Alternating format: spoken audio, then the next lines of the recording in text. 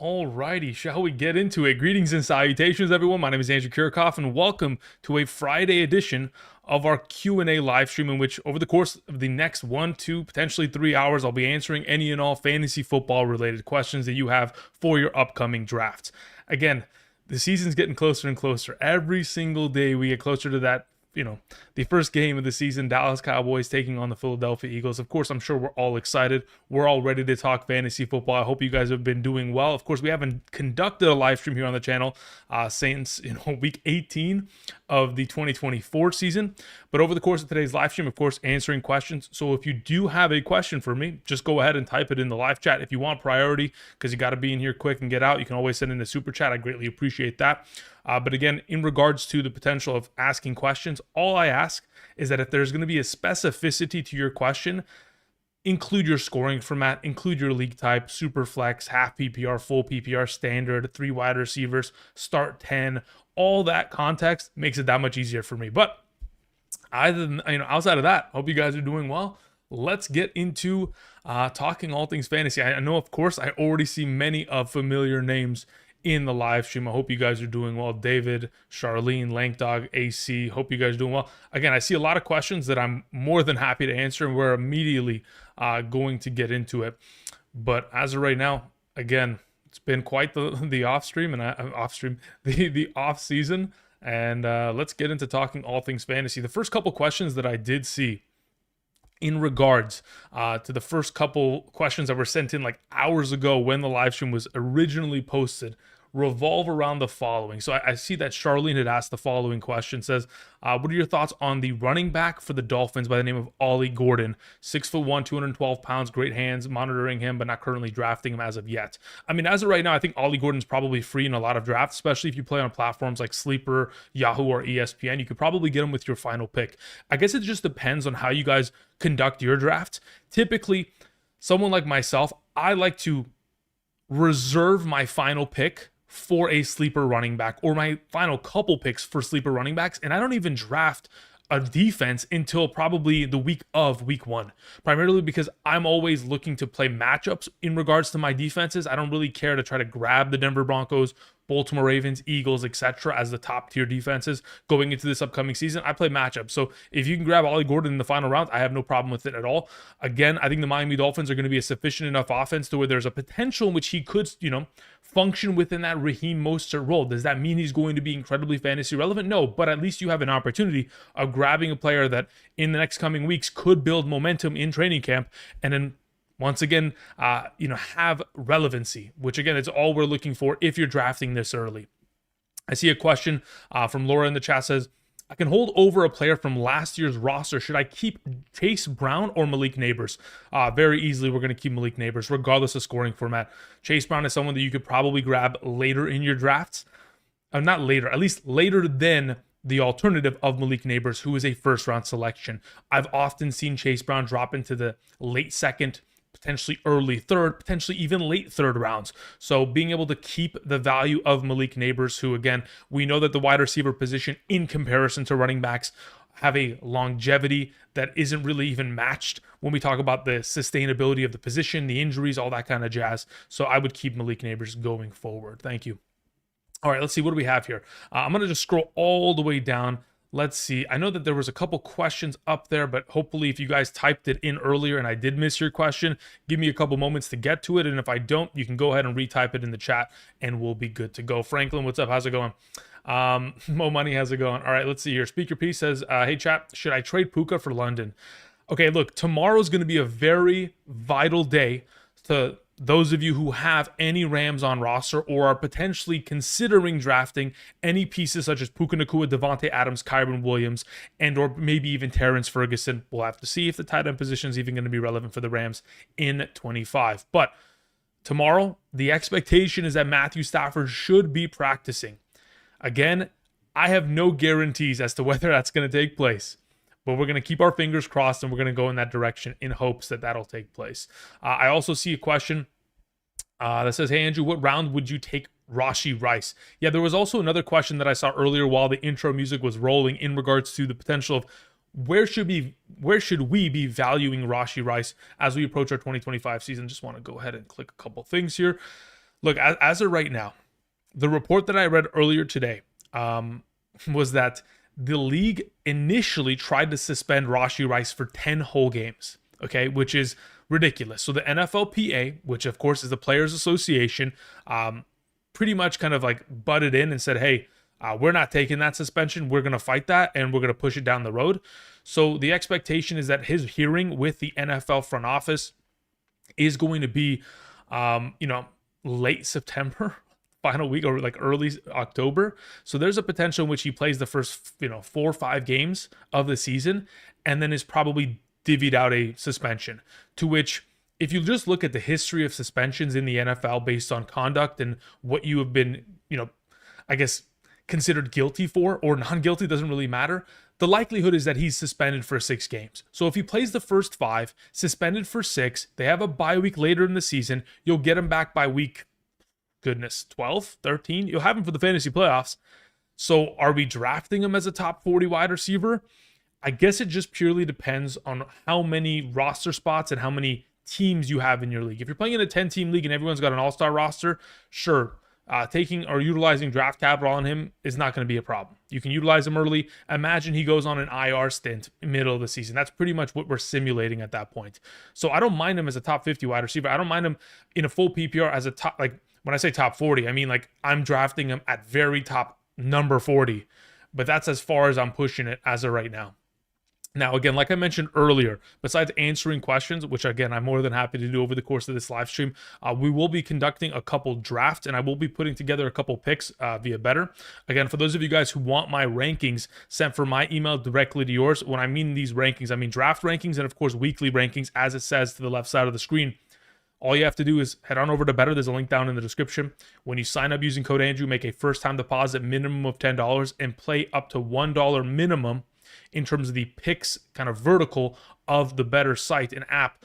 You'll go ahead and get those rankings sent from my email directly to yours. I just updated them earlier today. So again, if you guys do sign up and make that first-time play, of course, you'll get those rankings not only for the, for the month of August for your upcoming drafts, but every single Sunday morning. But I'll also go ahead and besides drafting on Sleeper, which I will post the link in the chat so that we can conduct that as a group. Of course, drafting a couple teams, mock drafting, going through the process of all that.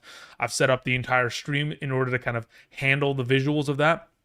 But besides that, we'll also go ahead and put together a play for tomorrow's preseason games. Let's see here. Yo, how long are you doing? What is this? How are you doing? Long time no see. Thanks, Calvary. Hope you're doing well. I'm doing well. Thank you. Sorry, I was looking straight into my light and I was getting blinded. So we'll see. Yeah, I'm doing well. Thank you. Okay, what do we have here? Cowboys running back, Blue or Javonte Williams in a half PPR? Ando, how's it going? Hope you're doing well, Ando. Long time no see. So here's the thing, guys.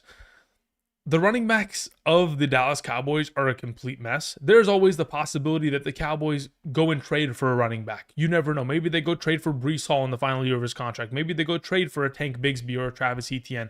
Time will tell. Under the assumption that no moves are made, they sign their Michael Parsons and they keep it moving. I would like to put my chips on the side of on the side of Javonte Williams falling apart as the season progresses. Maybe sure early on getting the majority of touches, but in time proving that he is not honestly just a good enough running back anymore in terms of his efficiency levels on the ground or through the air to be able to compete with a young running back like Blue. So I'm putting all my chips in the Blue basket, and that's where I'm going with in regards to that backfield. Just like how we did it with Dowdle last year. If you got shares of him instead of Zeke, it paid off. So we're kind of leaning in that direction. We want to go with the younger guy rather than the veteran that may fall apart. Let's see here. I'm Gucci. What's up? Says, in a 10-team full PPR, pick 9. What do you think about starting in running back, wide receiver, quarterback, running back, wide receiver, in which running back targets are in rounds 5 and 6? I mean, it really just depends. I mean, look, in a 10-team league, rounds 5 and 6 of the wide receiver position. Okay, so here's the thing.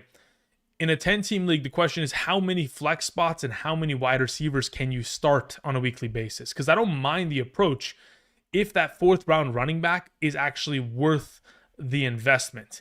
Like if you're going back into the running back conversation in the 4th round, we better be coming out with a James Cook, and Omarion Hampton and Alvin Kamara at very least. If we're not, and we're reaching for James Conner at that point, Chuba Hubbard, Kenneth Walker's, not too interested in getting back into the running back conversation within that given round. But yeah, I don't mind the approach at all. Third round quarterback, not a problem. In a 10-team PPR, I think you can kind of lag it, but it really just depends. I mean, considering you have the 9th pick, I think by that point it's fine. I think you can probably even stretch it and get him in, get one of the top 4 quarterbacks in the 4th round if you want to really push it. But that's just a matter of your preference on which quarterback is preferred going into the season. Thank you. Frank, how's it going, brother? Thank you very much. Greatly appreciate the support in that regard, sending in the super chat. Frank Grillo sends in a question, says, hey, Andrew, in a keeper league, Tyreek Hill, I lose 1st round pick. Terry McLaurin, I lose a 7th round pick. Any thoughts? Yeah, I think it's... I don't feel as if I want to keep Tyreek Hill in that circumstance, but the ambiguity of the situation that revolves around Terry McLaurin, the unknown nature of whether or not he's going to be signed or if he's going to be traded or if he's going to hold out, that in itself scares me. Now, the question that I have for you in rebuttal to this, a question to your question, Frank, is when do you have to make this decision by? And if these are your 2 best options and we get incredibly close to the season and Terry McLaurin still doesn't have a contract, are we keeping him? To which I would say probably not. But I don't want to forfeit your 1st round pick for Tyreek Hill. So at that point, I would just, tell you probably keep McLaurin, because I really do think that there's probably better value to be had than a Tyreek Hill in the 1st. I think Tyreek Hill, based on what he's currently going at, is a 3rd. So in your keeper league, he probably gets picked, in that late 2nd, early 3rd potentially.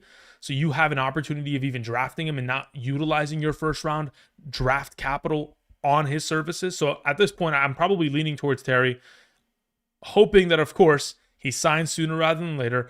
And additionally, if you are playing in a keeper league, my assumption based on my experience from keeper leagues is that after you keep a player, let's say, for example, you keep Terry in the 7th, next year, there's going to be a tax on it, but you'll keep him as a 6th or a 5th round pick accordingly. Let's see. We saw a question come in from Ricky, thank you very much. Greatly appreciate it. It says, at what point is it okay to reach for Omarion Hampton? Look, the information that we currently have and that we currently possess is that Najee Harris may not be, even ready for week 1. He hasn't practiced yet. He's walking around with sunglasses on. There is an assumption that, again, the injury that he sustained with the fireworks is enough to where there's a potential in which it'll give Omarion Hampton a consistent 3 weeks, maybe potentially, of just being the lone back, to the point to where even if, let's say, Najee returns in week 3, Najee's not going to be able to return and immediately jump in and get into the rotation. So they'll have to kind of ramp him up. And at that point, Hampton will have already kind of ran the backfield. So if you're comfortable with the idea of reaching for him, I don't mind it in the 3rd. I think right now, the 4th round is where he's going. So you're reaching into the 3rd. Am I reaching for him in the 2nd? No. I'd rather have Chase Brown, Bucky Irving, Jonathan Taylor, Josh Jacobs, Kyren Williams, the field of running backs that are going in that 2nd round, or late 2nd, early 3rd.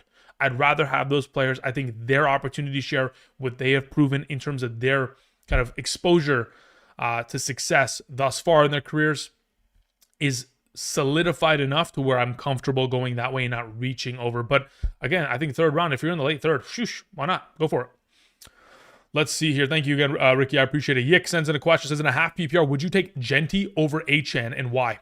I wouldn't. No. Look, as of right now, in my half PPR rankings, I updated them earlier today. Let me just take a quick peek. I have Genty as my number 7 running back, and I have Achane as my number 6. Now, they're both within the same tier of player.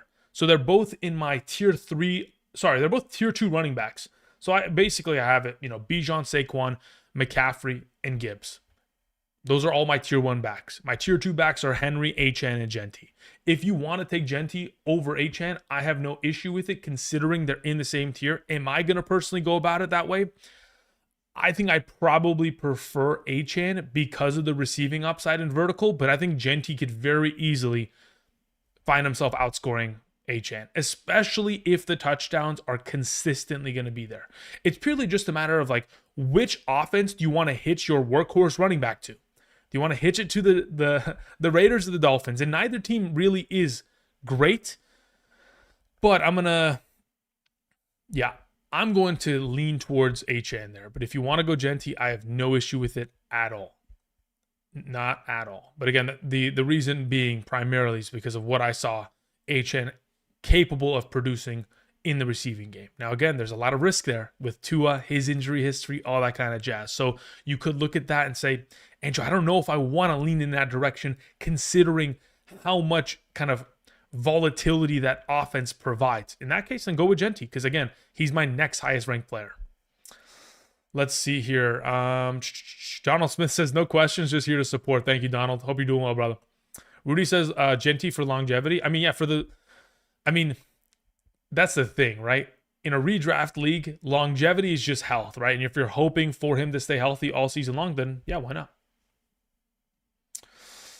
Let's see here. Lang says HN for upside. Yeah, I'm hoping that's going to be the case. Dennis says Connor or Sutton at the flex. I mean, I think you can play it on a week by week matchup basis. Come week 1, taking on the New Orleans Saints. I'm trying to think, who does Denver take on in week 1? I don't think they have too difficult of a match. Let's see, NFL week 1. I haven't even looked at week 1 matchup. So the fact you're asking about flex options already has me a little bit afraid. But I'll try my best here. Let's see, week 1, the Denver Broncos are taking on, I'm sure someone will type it before I find it. They're taking on the Tennessee Titans. You know, the Titans last season, they allowed the fewest fantasy points per game to opposing wide receivers. Just putting it out there. But as of right now, I'd probably lean towards Connor, assuming you're playing in a half PPR format. Again, meeting everyone in the middle. Thanks. Let's see your Powerhouse sent in a question. Powerhouse, thank you very much. I greatly appreciate it. Hope you're doing well. Powerhouse said, in a 12-team Superflex with a $200 auction budget, if I take Lamar Jackson and Jalen Hurts for $60 each, most likely, yeah, that's like the average that it would go for. I would even assume that there's a potential in the Superflex format that they go for more, but I think it's unlikely considering the $200 budget. But let's see. What strategy should I use? Balance, roster, or 3 stars? Look, okay, I've said this to you guys before, and I'll go ahead and reiterate. As someone who doesn't consistently participate in auction drafts, as someone who has very little experience within that field, in that format, I'm probably not the best person to ask about auction approach. Now, in terms of roster building, I have no problem with the Jackson Hurts approach, but you are setting yourself up to most likely have a very thin team, to which your later round $1 to $2 buys are going to be the difference maker in it all. Because you know the Jackson Hurts are going to deliver. It's just a matter of, are you going to be able to get enough out of the rest of the field with only $80 budget remaining? If I was in your position, I would probably grab one of the two. This is just my approach. I'd grab one of the two and then try to get a more budget second quarterback for $30 less. So instead of paying $60 for Hurts, I'll pay $25 for a Purdy, or I'll pay $18 for a Justin Fields, or I'll even go even further down the line and I'll pay $12 for Trevor Lawrence, and I'll take the budget on my second QB just to give myself a little bit more balance across the board for the season. Thank you. Miracle Robinson sends in a question, says, just half PPR. Just happy to have you back. Not half PPR. I saw HAPP and I think half PPR. You see, my brain, guys, is in football mode already. Okay, I see HAPP. I think half PPR. Thank you, Miracle. I appreciate it. I hope you're doing well. Let's see here. Thank you, Tim. Appreciate it. Charlene says full PPR Pittman or Downs. If I'm not mistaken, Downs got injured yesterday. He pulled his hamstring. So as of right now, probably leaning towards Michael Pittman Jr. there. But if I was going to suggest any pieces within the Colts offense, which as of right now, I wouldn't, okay? It's Jonathan Taylor first and foremost, and then it's Tyler Warren. I think everybody else is secondary in my mind, whether it's Alec Pierce, Pittman Jr., Downs, Mitchell, the quarterbacks. The only pieces I really want any attachment to are Taylor and Warren. That is about it. And even those, again, Taylor's a little bit sketchy. The quarterback conundrum that revolves around the Colts is a little bit tricky with Warren, but I'm still okay with Warren in that regard. TL Craig says, rumors about Joe Mixon's injury being more serious than initially assumed. If he misses multiple weeks, do we consider Chubb at all or avoid the backfield completely? Okay, this is the thing. I'm not going to avoid the backfield. At the right value point, at the right, round selection, Nick Chubb could provide, you know, relevancy for fantasy purposes. Now the question are the rumors that revolved around Joe Mixon, is there any credence to the rumors? Where did they come from? Which reporter actually came forward and mentioned it?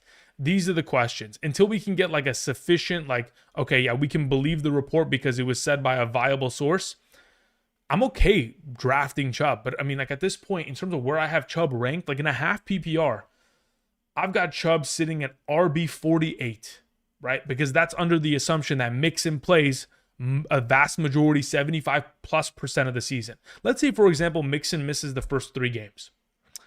And then you're able to get weeks 4 through 14 of Mixon guaranteed. How much are we, what kind of a draft capital are we willing to utilize for him? Because that's pretty much what we got out of Mixon last season. He missed weeks 2 through 5 with the ankle injury last season and still was a dominant back.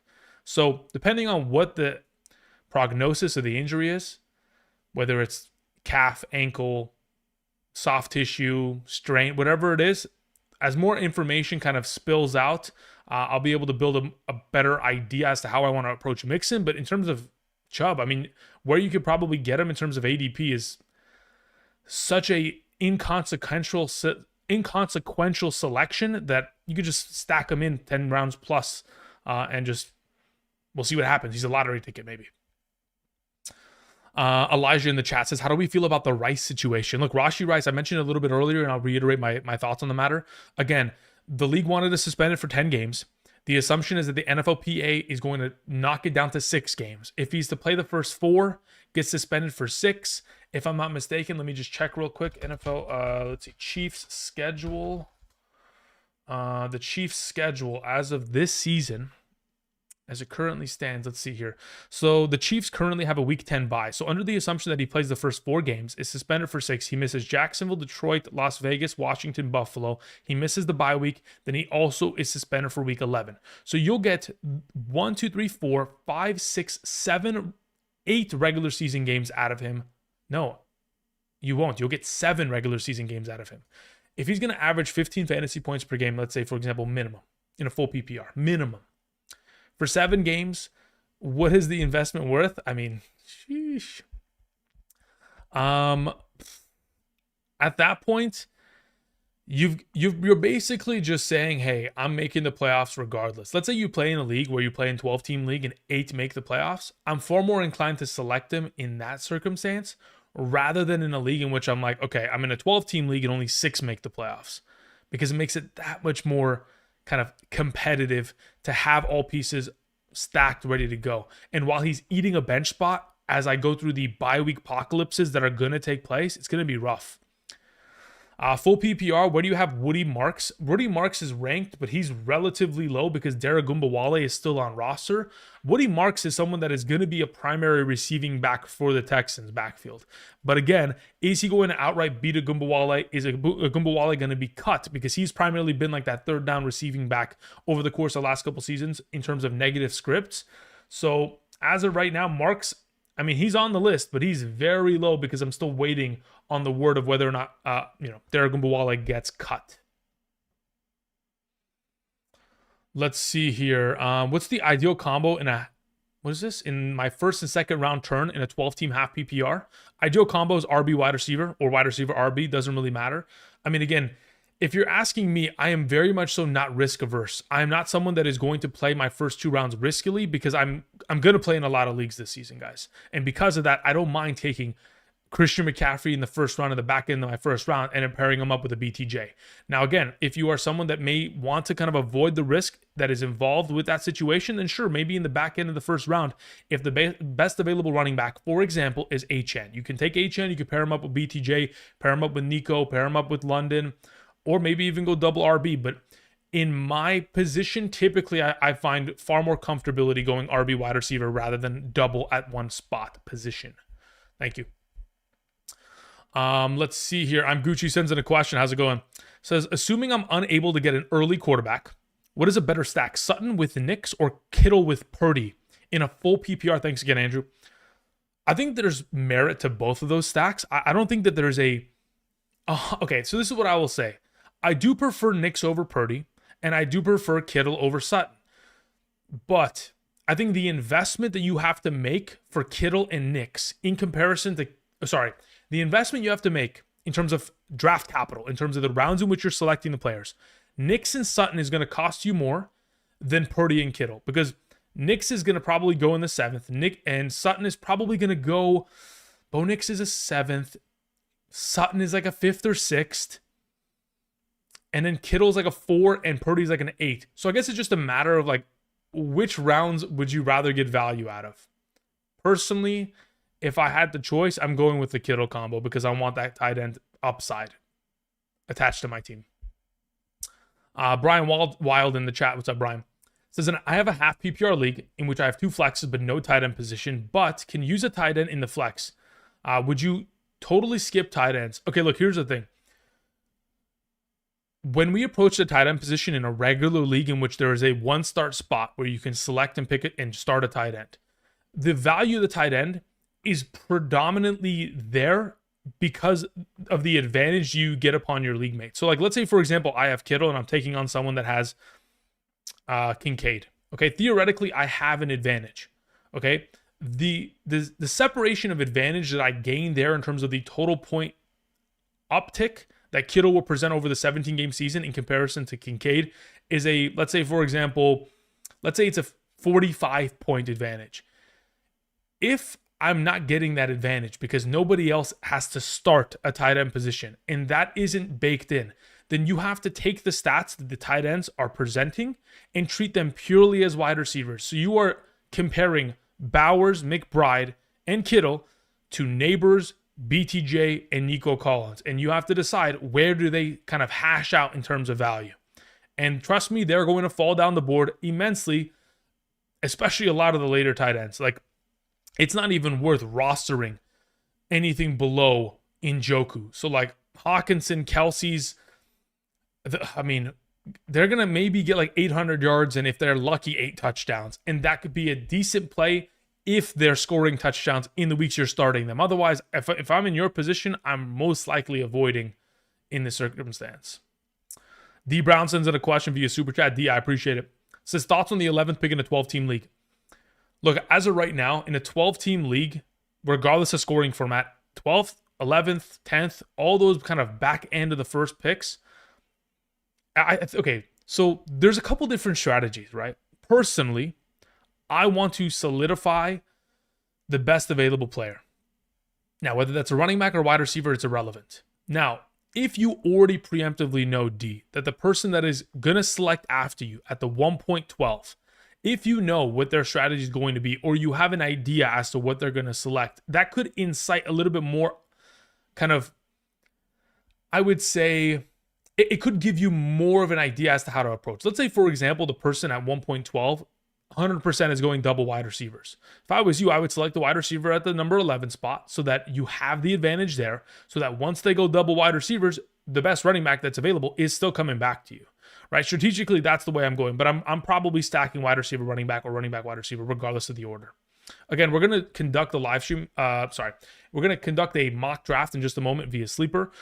So I'll probably go ahead as to where I'm drafting. I have no clue. I'll probably select at like 1.08. Let me go ahead. What I'm going to do really quickly. So yeah, let's go ahead and probably do that. How long have we been in the stream? Yeah. So in about 8 minutes here at 6:30 p.m. PST, I'll drop the link in the chat. For those of you who are available, again, we're going to do a quick 12-team mock draft. If you're able to get in, great. If you're not, hopefully we can get you in on the next overall draft. Thank you. All right, let's see here. What do we have? Dre Play says, drafting at the number 9 spot in a 14-team half PPR. How would you rank these 4? Nico, St. Brown, Puka, Henry, and Achane. I mean, look, if it's a half PPR scoring format of the group, the way, look, okay, so let's see here. In a half PPR of those available names, I think tomorrow's practice and whether or not, so, okay, this is what I'm going to say first and foremost. Until we have a clarified understanding of Stafford's availability, Puka is probably going to be the least likely to be selected at the number 9 spot for me there, Dre. Otherwise, I'm probably going Henry, Achane, St. Brown, Nico, Puka in that kind of an order. Because, again, in a 14-team league with so much depth being ripped from your team because there are an additional 2 starting rosters there in the mix, I don't want to make a mistake in the first round. So I'm either going like Henry or I'm going St. Brown in that circumstance, just to go kind of safe. Let's see here. Easy E says, happy birthday, Andrew. Thanks. I know that's starting again. I can see it in the comment section every day. I appreciate y'all. Let's see here. I have the first pick. Should I take Hoppits or Drake May? Great question, TCG. TCG lover. Trading card game lover. Yeah, at that point, just go Kyle Pitts. You know what you're doing, brother. You got the strategy on lock. Judkins is available on waivers. Wondering if I should get him? Yes, you should. Again, based on the report that came out yesterday, it seems like he is cleared and absolved of whatever took place. As to whether or not the league steps in to mandate any sort of suspension is to be determined. But I don't mind the idea that if you have a available roster spot, why not roster him? And in the event in which nothing is levied out in terms of the NFL front offices and commissioners exempt list or nothing like that is kind of divvied in the coming weeks here, then you're good to go. And at that point, you could potentially have the starting running back of one of the 32 teams in the league, which again certainly has value. Freak sends in a question. Freak, thank you for the super chat. Says, would you keep Neighbors in the 7th round or Bowers in the 11th round in a 10-team, 2-quarterback PPR league? I'm drafting in the 1.03. I don't know if there's a wrong answer there. I could justify keeping either of the two. As for myself, I would prefer to keep Neighbors. That's the way that I'm going about it. But I can make the argument for why I would keep Bowers. But as of right now, I'll keep Neighbors. I think Neighbors is going to be one of those special wide receivers in the coming years here. I'm sure, Bowers can certainly be a very special tight end, especially at where you're able to keep him for the years to come. But the Neighbor discount is just as good. And I think he's certainly got the potential of finishing as like a number 1 overall wide receiver when it's all said and done, even in 2025, 2026, etc. Let's see here. Where are we at? We're good to go there. We have a question in the live chat from Evil Cap. I don't even know if it's not even more of a question. It's more of a statement. So we're going to go ahead and keep it moving. Jalen Williams, what's up, brother? How you doing? Jalen says, in a half PPR standard league, 4-point per passing touchdown, what's your strategy for drafting in a 12-team league? It just purely depends on where you're selecting. I mean, if we're just talking about half PPR, 4-point per passing touchdown, again, what I will typically do is draft best available, but I'm always looking to typically start with a balanced kind of roster of RB and wide receiver in my first 2 rounds. Typically. Again, if the opportunity is presented for me to double up on a singular position, it's because the value that has fallen to my lap is far too valuable to ignore. And then in regards to my 3rd and 4th rounds, I'm looking to try to get positional advantages on running or on tight end and quarterback. One or the other, not both. So if I can get a positional advantage in round 3 with a McBride, then so be it. If not, I will go with a wide receiver or a running back. Subsequently, when I go to the 4th round, if my quarterbacks that I want are not available there and I'm overpaying, then great. Maybe I'll look for a tight end. If tight end's not available, I'm going back to the balanced roster. But I'm consistently trying to look for the availability of positional advantages in those 2 sequences of rounds 3 and 4. Otherwise, I'm starting out balanced with running back, wide receiver, or vice versa in my early rounds. And then, of course, subsequently, once you get to round 5, 6, it's just addressing needs. If you've kicked both tight end and quarterback down the road, keep it kicking and keep building your wide receiver and running back and flex depth. Let's see here. Notorious, how's it going, brother? Hope you're doing well. What do we have here? Adam Amar, what's up, man? How's it going, Adam? Ball says, Andrew, are we taking Christian McCaffrey over Bijan and Gibbs in a full PPR? Haha. Look, okay, listen. Over Bijan is crazy. Over Gibbs, it may be crazy, but here's the thing. You have to ask yourself, when it comes to Christian McCaffrey, do we anticipate him to when he plays this year, do we anticipate him to still be Christian McCaffrey? And what I mean by that is, do we still expect him to score 22 to 25 fantasy points per game? If the answer is yes, then my response to your question is yes. We're drafting him at capacities in which maybe, yes, we're taking him over Gibbs. But if you think that he's going to take a step back this season, and you don't think that his fantasy point contribution is going to be equivalent of those of the alternative running backs that you've mentioned, then you ignore him, because he has more inherent risk involved within his overall structure due to the injury history. So it's just purely a matter of, how do you see it fitting out? I think he's going to get back to being a top tier back. That's a reason why I have him ranked as high as I do. Otherwise, I wouldn't kind of keep him in the conversation, and I would be far more, I would say, I'd be a little bit more cautious if I thought he was going to be an 18-point running back. If I thought he was going to be an 18-point running back in a half PPR, I'd sit him next to Josh Jacobs. I push him all the way down there. And of course, I would draft him accordingly, in which majority of the times I wouldn't get him. Adam Amar sends in a question. Adam, hope you're doing well. Says, I won my dynasty thanks to you, Jaden Daniels, and Jalen Hurts. Congratulations, brother. Glad to hear it. Do you do drafts on DK? No. Honestly, DK is not really something that I've conducted here, because where I live, it's not really something that is available widely. Jalen, thank you. I appreciate that. Raider says, where's good value to draft Allen and Lamar in a half PPR league? I think it just depends on how your league functions. Personally, I feel comfortable taking them in the third round. I have seen them go very many of times in the second round, to which I'm not particularly comfortable taking a quarterback in that kind of a structure. If it's a best ball league, I can understand the idea of selecting a Josh Allen or a Lamar Jackson in round 2. But as of this point, in a redraft, give me them in the third. Give me Jalen and Daniels in the 4th. Give me Burrow in the early 5th. And then after that, I'm punting or kicking, Bo Nix and Baker Mayfield down the road to the 7th rounds, Maybe late 6th, early 7th, 8th. Perk Nowitzki says, hey, Andrew, I have the 1.12 and I'm scared of Puka and Malik dealing with injuries. What are your thoughts on taking Genti and Achane if available? No problem with that.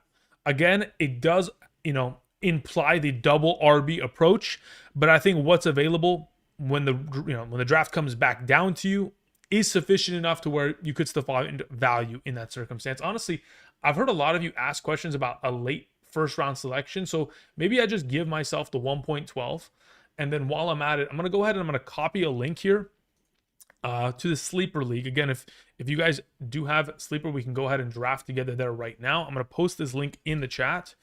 To where all you have to do is click on it, join the draft, and you're good to go, or just copy paste it into your league. We're going to go and head on over there right now to where, again, I'm going to continue to answer questions. I'm looking at the live stream here. I'm drafting over here, so we should be good to go. So let's go ahead and let's head on over there as of right now. So again, a couple of you have already jumped in here on this draft. If somebody wants me to move out of the 1.12, I can very quickly move, very happily. I have no problem with that. And then we can keep moving. If Perk Nowitzki, you want to jump in at 12, we can go ahead and have that take place. And then I can talk about, well, the league already filled up. Do appreciate you guys jumping in here. Considering we have the only available spot is the 1.04, and that has been taken. Before we continue and start it, just quickly, I'm going to go ahead and go over the structure of how I have this draft set up. It's currently set up in a manner in which it's a half PPR 12-team league, 2 starting running backs, 3 starting wide receivers, 1 quarterback, 1 tight end, 1 flex, 5 bench spots, no kickers, no defense. Okay. Let me just make sure that is in fact the case. Let's go to my draft settings here. When we go to the roster, actually, let's get rid of kickers and defense because we really don't want to deal with that because it's just additional rounds that are just kind of irrelevant, and we'll keep it as such. All right, we're good. So we have 13 rounds of availability, and I guess we can just send it there. You have a 1-minute timer to draft, and we'll start the draft now, shall we? Yes, here we go. All right, C. Banger sends in a super chat. C, thank you very much. Appreciate it. It says, hi, trade the 2nd, 10th, 11th for the 4th, 7th, and 7th. Thank you. 2nd, 10th, 11th. Round pick for the 4th, 7th, and 7th. Yeah, why not? I'm okay with that. I think the 7th round selections that you're going to be available or exposed to are going to be valuable enough to where I'm okay with that kind of a structure. Evil Cap Trap says, is this a mock draft? Yeah, this is a mock draft. Just easy peasy. Half PPR, 12 teams, 2 running backs, 3 wide receivers, 1 flex. Let's see here. What do we have in this live chat? Bearcat, how's it going, brother? Says, He's going to have a lot of touches, better balance because the Cowboys offense, better offensive alignment. I don't know what we're talking about. He's probably talking to somebody else. No problem. Mark L says any format, Tedero, McMillan, or Jamison Williams. Regardless of format, I'm going McMillan there. Primarily because I know that he's going to be exposed to a greater volume of target opportunity within his offense because really there's nobody to compete with him within said offense. Sure, Jamison Williams is associated with a better quarterback and a better offense as a whole, so there's more potential for him scoring touchdowns, but I think he's going to find a little bit of regression based on the fact that 6 of his 8 touchdowns last year were for 40 or more yards. I mean, again, he got big play making ability, but I think there's a lot of risk implied in that situation if we do anticipate the Lions as an offense to no longer be the number 1 offense in the league, which again, they were this most recent season. Okay. So really quickly, let's see what we have available to us. As of right now, the running back position is running amok down this first line. Okay, it's very difficult for me to see what's available, so I'm just going to kind of see what do we have. We have I mean, just the idea here. Okay, look, personally, I am, okay, the Puka Nacua idea, as of right now, we're just going to leave it under the assumption that we don't know what's going to happen with Puka. I'm going to approach this in the way in which I would, in which I'm taking HN, I'm taking my BTJ, and I'm letting it go. And I'll come back and I'll figure it out once the draft comes back to me. As of right now, Puka Nacua is a coin toss. In 24 hours, I guarantee you if Matthew Stafford looks healthy, we get a confirmation, Puka's going at where Nico Collins went there at the 1.08, and everything gets shoved down accordingly. So we'll just keep an eye on it as we continue. All right, JMO or Pickens? I have JMO ahead of Pickens in both half and full PPR. Pickens is great, but again, I don't know if there's as much upside. Have we seen the potential yet? No, because of the quarterbacks he's been associated with. Trubisky, Pickett, the disaster of Mason Rudolph. So there's still potential. We'll have to keep an eye on it, see where it goes as we progress here. But as of right now, I do prefer JMO, but I could justify Pickens because they are in the same tier of wide receiver for me, and they're back-to-back ranked in, I think, both of my leagues. All right, so before we continue on, let's see here. Hey, Andrew, would you double down on RBs in round 1 and 2, then gamble on wide receivers like Higgins, Evans, and Hill in the round 3 and 4? Okay, here's the thing. I don't think that Evans is a gamble. Let me just really quickly just put that out there. In comparison to Hill and Higgins, Evans is not the gamble. Hill and Higgins are the technical gambles because Hill at any moment can show up and tomorrow say, I don't want to play for this team anymore, and throw a pipe bomb into the situation. Higgins can get injured like he does every year and disappear for some time. I think Evans is the most consistent. So if I'm able to get him in the third/4th round, I'd prefer that to be in the 4th. If I had my choice in the matter, I would assume that Higgins is going to be a guy that goes in the 3rd because of what he was able to accomplish late last season. But going double RB, let's say, for example, I was to have taken Achane and Genti, and I followed with getting a Higgins and a Hill in round 3 and 4, I have no problem with that. I think that is a proper way to approach. Is it high volatility? Sure. But I can still get away with something like that, even with this current draft, in which I'm starting in or playing in a 3 wide receiver league. If I'm playing in a 2 wide receiver league, maybe you don't need to draft 3 wide receivers in your first 4 selections, but I think it's still something that you can explore. Bowers going after McCaffrey at the 2.6 is a very interesting decision, to say the very least. Hopefully, the draft that is above me is big enough for you guys to be able to see. I think it is. If not, hopefully you guys can make your screen bigger. If you're looking on your phone, it's probably going to be difficult, but I'll try to go ahead and talk about these selections as we progress accordingly. Let me see what we have in terms of questions. Roberto in the chat says, I'm keeping Chase Brown and McBride in my keeper league. Chase is my 9th and McBride is my 5th. What do you think? Firm handshakes, brother. Congratulations. You are getting an incredible discount at both players. And yeah, you're going to be really happy with the production that they're going to put forth this upcoming season, brother. So yeah, I'm feeling that's going to be great. Let's see here.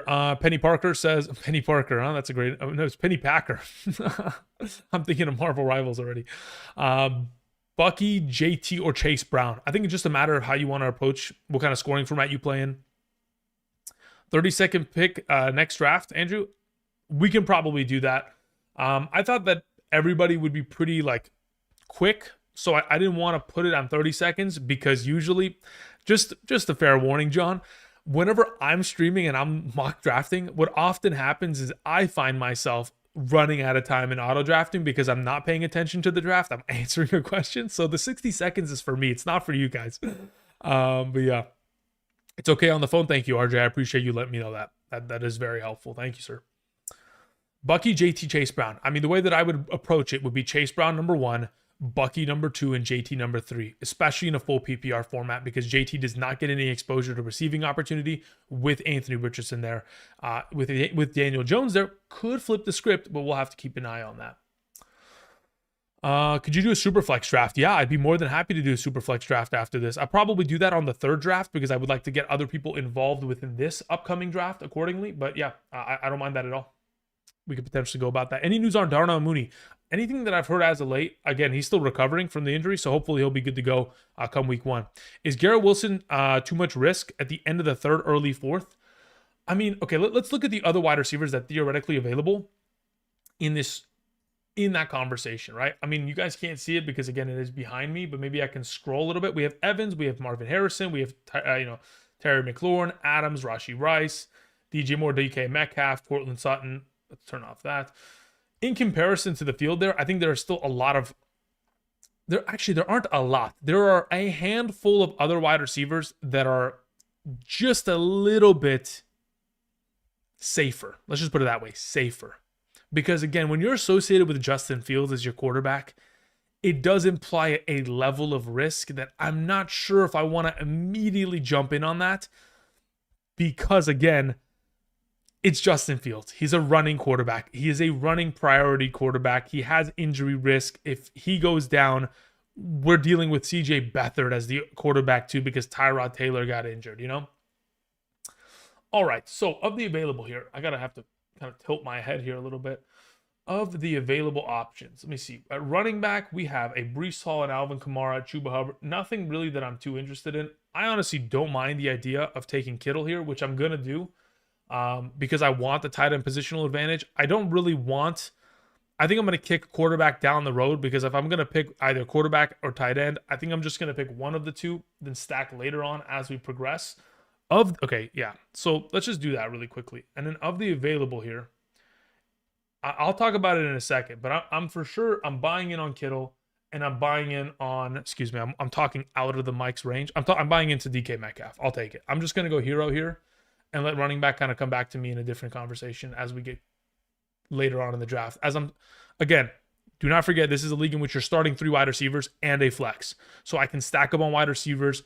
My second running back can be of discount, but I can get that in the 5th/6th, and I'm not too worried about it because, again, there's still a lot of available depth in that situation. Now, as to why I'm taking DK Metcalf, that is that's a conversation. I'm sure it is because many of you may look at me and think, Andrew, you are insane for selecting DK Metcalf. It's purely just a matter of I trust the talent of Metcalf and I trust the quarterback play of Aaron Rodgers. And I have seen year over year Aaron Rodgers make wide receivers relevant. It doesn't matter who they are. I mean, just years ago, we saw relevant Allen Lazard for a good stint of that Packers season. So, again, we've seen some crazy things. Aaron Rodgers is good enough. I'm not going to put it past him to be able to elevate a wide receiver to that capacity. Now, the team that's drafting immediately next to me, going St. Brown, Genty, Evans, Kamara, beautiful. The only risk that is associated with that is injuries, which again, every player's risk, everybody has risk for injury. So I'm not even looking at like Kamara, like, oh, he's going to get it. No, everyone's going to miss a couple games. That is the averages. If you take all running backs, all wide receivers, the averages of running backs, like you're going to miss 2 to 3 games. At wide receivers, like 2 to 2.3 games are going to be missed. I'm not worried about it. I think that's a great kind of structure already right there within that team. I'm curious where Davante Adams would go because also, how I talked about it earlier in regards to like if Puka Nacua was a thumbs up, I would have taken him alongside of Achane. Had Matthew Stafford given me some information earlier today, had called my cell phone, rung me up and told me, hey, Andrew, I'm playing, then I would have probably taken Davante Adams on the turn there. But again, somebody's going to benefit from that later on. Would you ever go running back in first 3 rounds? The only time I would ever do that is if you're playing in a point per or if you get points per rushing attempt, I'm gonna go ahead and I'm gonna utilize that kind of a strategy. Until we're into that kind of a conversation, very seldom am I going to go triple RB. Let's say, for example, somehow, some way, at the back end of the first round, McCaffrey and Achane fall into my lap.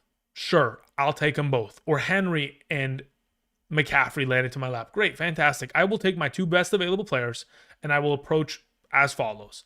If the third round approaches in somehow, some way, let's say James Cook fell into my lap. Maybe James Cook's not the cutoff. Maybe the better example would have been Jonathan Taylor. Let's say in undeniable value, you get Henry, McCaffrey, and Taylor. At that point, it's undeniable. You draft it and you keep it moving. Okay, where are we at? Jaden Daniels coming off the board. Let's see what other questions we have. Dapio, what's up, brother? Says also, was Jamar Chase for Puka and Genti a good trade for or not? Jamar Chase for Puka and Genti is a fantastic trade. You are basically, under the assumption that Matthew Stafford is healthy, you are trading the 1.01 or 2 for 2. You're basically trading 1 first-round pick for 2 first-round picks, to which, in my opinion, that is incredible value. Or a first and a second, which, again, when we're just valuing first-round picks in a redraft format, I think it's a great overall move. Roy Powell says, do you adjust your rankings in the start based on position? How much do you worry about prime age of running back, prime age being shorter? Okay, so here's the thing. Do you adjust your rankings in the start based on position?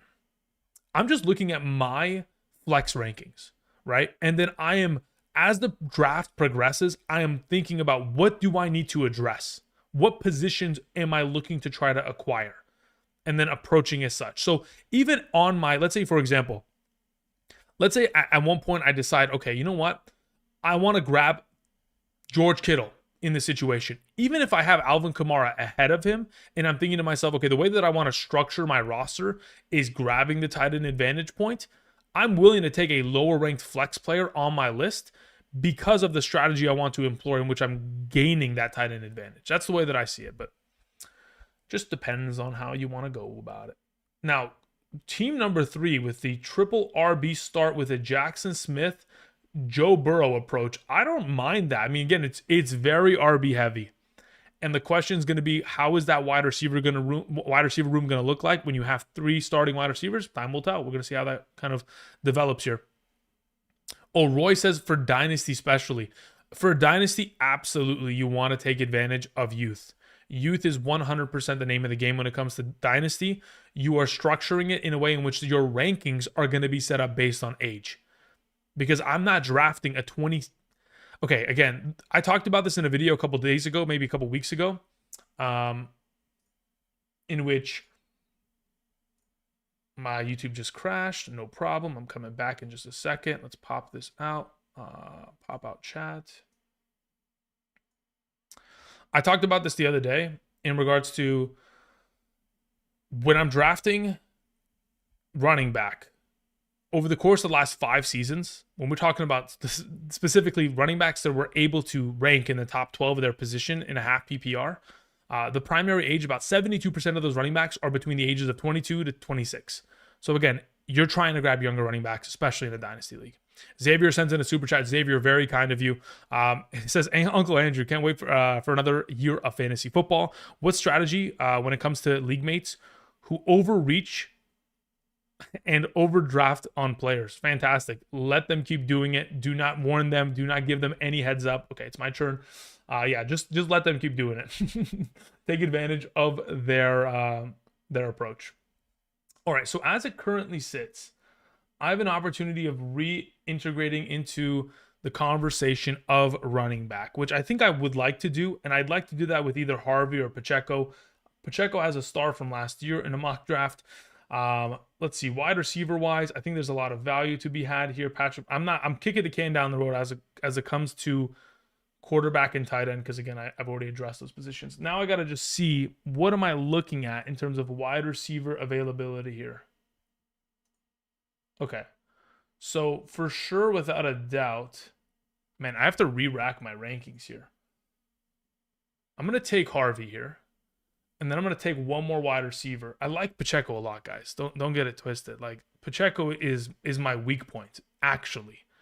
To which, like, I probably should take him because I can't draft enough of him. but I'm going to take Calvin Ridley here because of the 3 wide receiver format. I've moved up Ridley immensely in the last probably 3 days here. I have him at like wide receiver 24, 25.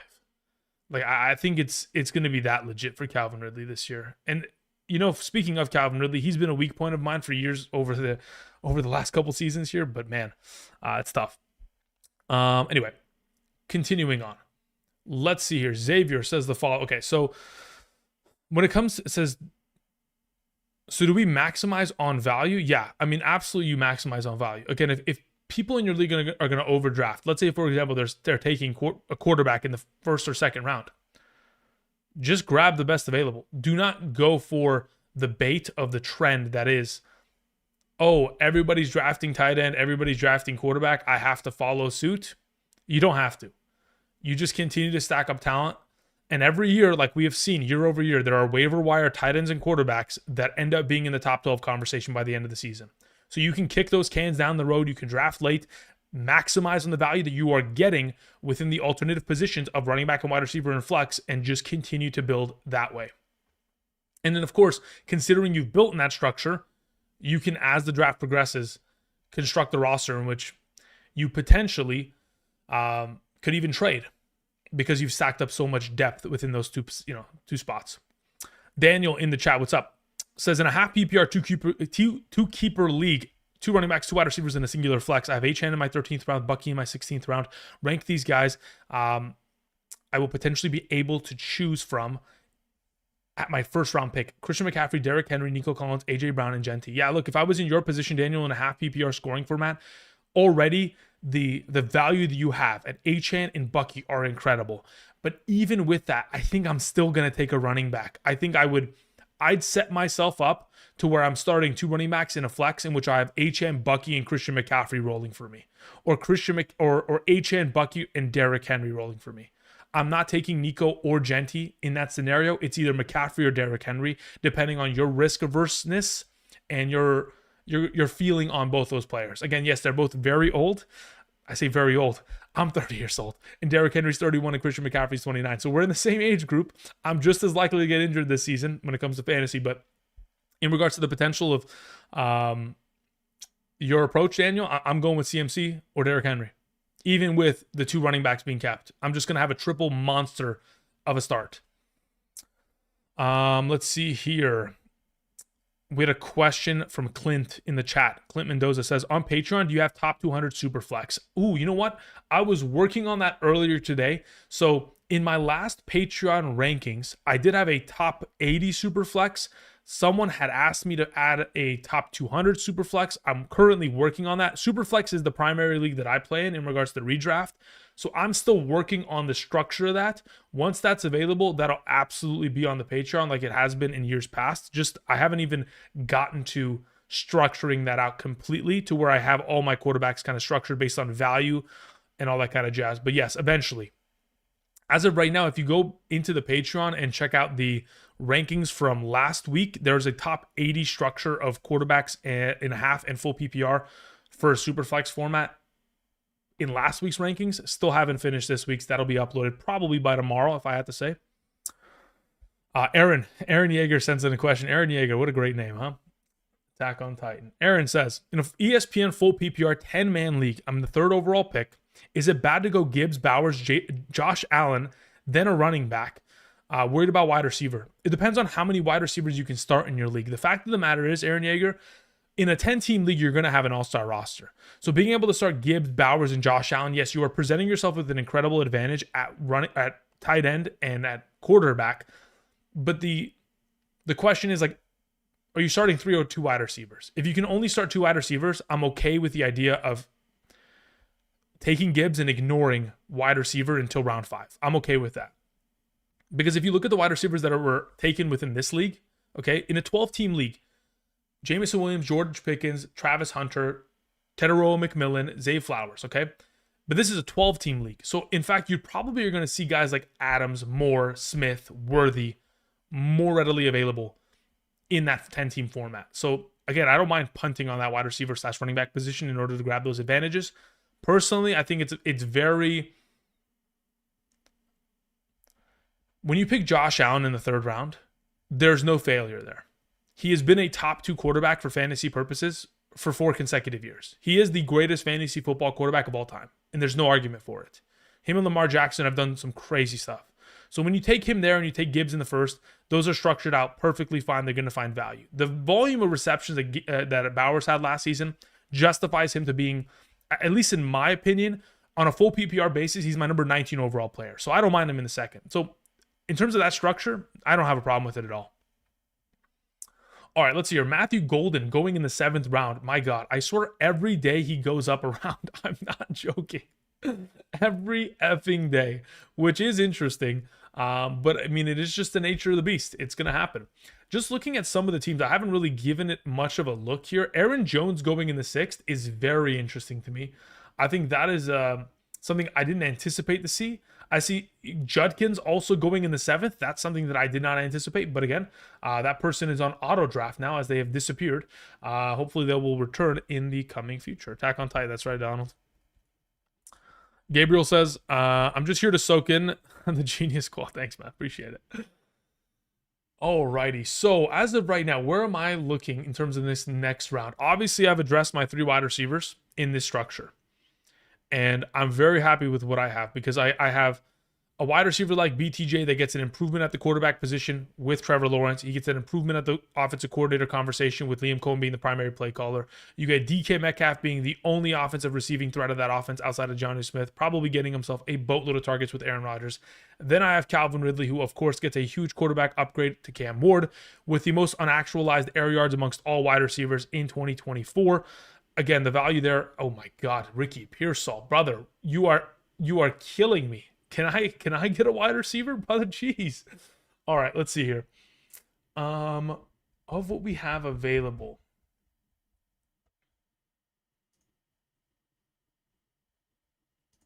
I'm cool waiting on that. Mixon, Brian Robinson, That's fine. I think I probably go B-Rob here. And I follow with a wide receiver. Of the best available wide receivers, I just need to take a look.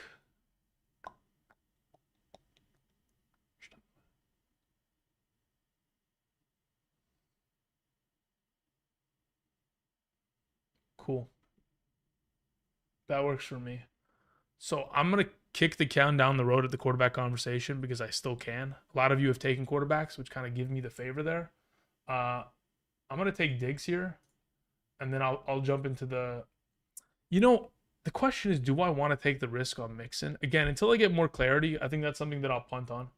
I'm not too interested in that. At this point, I'm just pretty much solidifying flex because I know that the quarterback value that's still remaining, considering there are only 3 other teams besides myself that have not taken a quarterback, so I'm not too worried about somebody double stacking up there. Yeah, I'll just take the Brian Robinson kind of approach there. Just solidify that position. All right. The professor sends in a question. Professor, thank you. Appreciate it greatly. Full PPR 12-team league. I have Lamar. I have Kamara. I have Bijan, Evans, McMillan, Andrews, Hall, Algier, Bigsby, Golden, Debo, Penix. Thoughts on the team? I mean, look, the way that it's already set up here, you have Bijan, which is fantastic. You have Lamar. Again, you have and then you have the Lamar with Mark Andrews stack. So in terms of quarterback and tight end, I think you have an advantage in one spot, and then you have the reliability of hopefully Mark Andrews scoring 8 touchdowns in the 16 games he plays for you this season. I'm fine with those two. As for the sustainability that you have between Kamara and Evans, again, 2 of the most consistent players in fantasy as of right now, and rightfully so are going in rounds 3 and 4. I have no problem with those 2. McMillan has great upside, again, considering the history of first-round selected wide receivers within the top 10. Breece Hall, I think, is my biggest issue. But quite frankly, he's your flex. So really, is there much of an issue? No. Considering he's your 3rd best running back, I have no issue with it. Would I have preferred a little bit more wide receiver depth? Yes. If I was in your position, Professor, I wouldn't have selected Penix. I would have went for another wide receiver there just to give myself more depth. But honestly, I don't think it's a problem. Let's see here. I think it's a pretty strong roster across the board. The only thing that I would consider, I know you have Golden and Debo, but yeah, Penix is the only thing that I'm like questioning whether you need. You don't need it, especially considering, I think the Ravens don't even have that late of a bye week. I think it's like a week 7 bye, if I'm not mistaken. So you don't really need that second quarterback on roster as of yet. Okay, let me scroll back up here. Someone said Neighbors or Collins. I'm going Neighbors every day of the week. I don't really think it's even close in that regard. Okay, so where are we at here? Alan Hayes says, hi, I'm drafting in the 8th in a full 10-team PPR league. If I'm in a situation in which I pick Kittle in the 3rd round, then a top-tier quarterback in round 4, would you do it or pick one of the running backs and wide receivers? I mean, in a 10-team league, I think you're okay to do so. Yeah. In a 10-team league, you have less of a risk when it comes to taking that 3rd and 4th round advantage at quarterback and tight end, primarily because it revolves around the fact that there are 2 less teams. In a 12-team league, you're going to get abused doing such a thing. But in a league in which you can play with only 10 teams, there are less teams, there are less, you can roster more players purely. And at that point, you have an ability to take the discount, but not really much of a discount because there are still going to be a lot of great available players in those later rounds for you. All right, let's see here. Clint says, I hit the commercial while you were answering. Okay, it says, while 200, top 200 will be up next Thursday. Yes, it'll be up by probably tomorrow, Clint. The top 200 Superflex rankings on Patreon. Thank you. Charlene says, hey, Andrew, Chargers defense are looking good in the preseason. Guys, the Chargers defense, I don't know if you realize this, they allowed the fewest points per game amongst all teams in 2024. They technically had the best defense in the league. And I don't think that's changing anytime soon. Even with losing Joey Bosa this offseason, that's not the difference maker. They're still going to be well coached. They've got good personnel. They're going to be great. Ramon Salazar, thank you very much, sir. Says, hi, Andrew. Thanks for helping me win 2 championships last season. I'm in a 10-team full PPR, 2 running back, 2 wide receiver, 1 flex format at pick number 8. What's the ideal strategy for the first 2 to 3 rounds? I mean, look, in a 10-team full PPR league, if I was in your position, I'm probably looking for 2 wide receivers and a running back. As to which order, it's irrelevant. It's purely going to be a matter of what is the best available at the time. But I want to, at very minimum, get 2 wide receivers and 1 running back, considering the full PPR format. That's the way that I'd go about it. So if at the 1.08, your best available player is McCaffrey, I will take him. I will follow with a wide receiver in the 2nd. And in the 3rd, I will take another wide receiver and keep it pushing into the round 4. If George Kittle's available there, thank you very much. If a quarterback's available there, thank you very much. Keep it moving. Baker raving about Egbuka. He's going to be a steal in the late rounds. You know, I'm not even joking. I thought about taking Egbuka at where I took Stephon Diggs. That's where I wanted to take him. And he went a whole 10 picks later. So I'm very much so high on him. I'm still, again, considering we're sitting at August 15th, there's still, oh man, the auto pick. All right. GA Boy 94. We gotta ban you from the from the drafts. We can't have you auto picking this early, brother. Anyway, yeah, the potential of Egbuka is going to be ridiculous. I think he probably takes over for Godwin because of the talent level there, and it's not going to be much of a surprise. Lank Dog sends in a super. Lank, I greatly appreciate it. It says stack, talent kids. I've been playing for years, and I've seen more teams win that way while drafting late quarterback and managing well. Thank you, Andrew, for the content. Appreciate your work, brother. Thank you very much. I greatly appreciate the contribution to the channel, the continued support, and, of course, the kind words. Thank you, Link. Appreciate that. You've been around for quite some time here. Alfredo, what's up, Freddie? How you doing, brother? Baker, okay, yeah, we took care of that. PPR, Egbuka, Kamara, or Hubbard in a 12-team PPR. I mean, at this point, if I'm picking between the 3 of them, give me Kamara. Honestly, if it wasn't for Kamara's injury history, I would have him ranked in the top 10, probably at running back 9 going into the season, based on his fantasy point contributions over the course of the last 2 seasons in a full PPR, averaging 18 and 19 points in the last 2 seasons, keeping him as a better technical running back than Taylor and kind of Kyron in that conversation. Yet, the injury risk obviously presents itself and makes it a little bit less it's less of a sexy pick. It's more of like you're taking risk on it in comparison. But then again, Jonathan Taylor has this implied risk as well. So yeah, Kamara every day of the week. Does your hero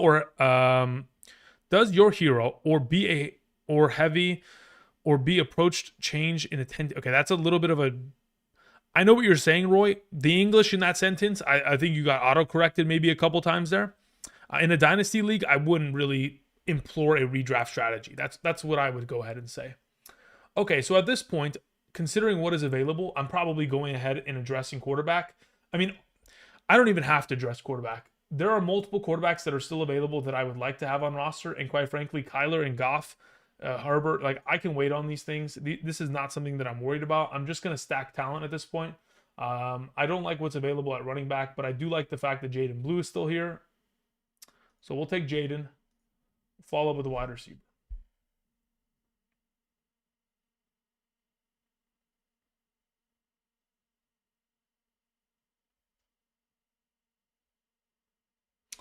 The question is, do I want Jaden Higgins or Rashid Shaheed? I don't really want to deal with Michael Pittman Jr., but then again, do I want to deal with Michael Pittman Jr.?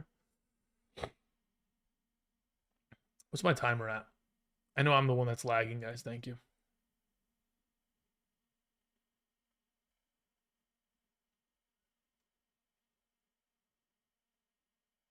You know, the thing about Rashid Shaheed is that do I want the 50-50 balls? Yeah, let's just take it. Let's see how it goes. All right, continuing on.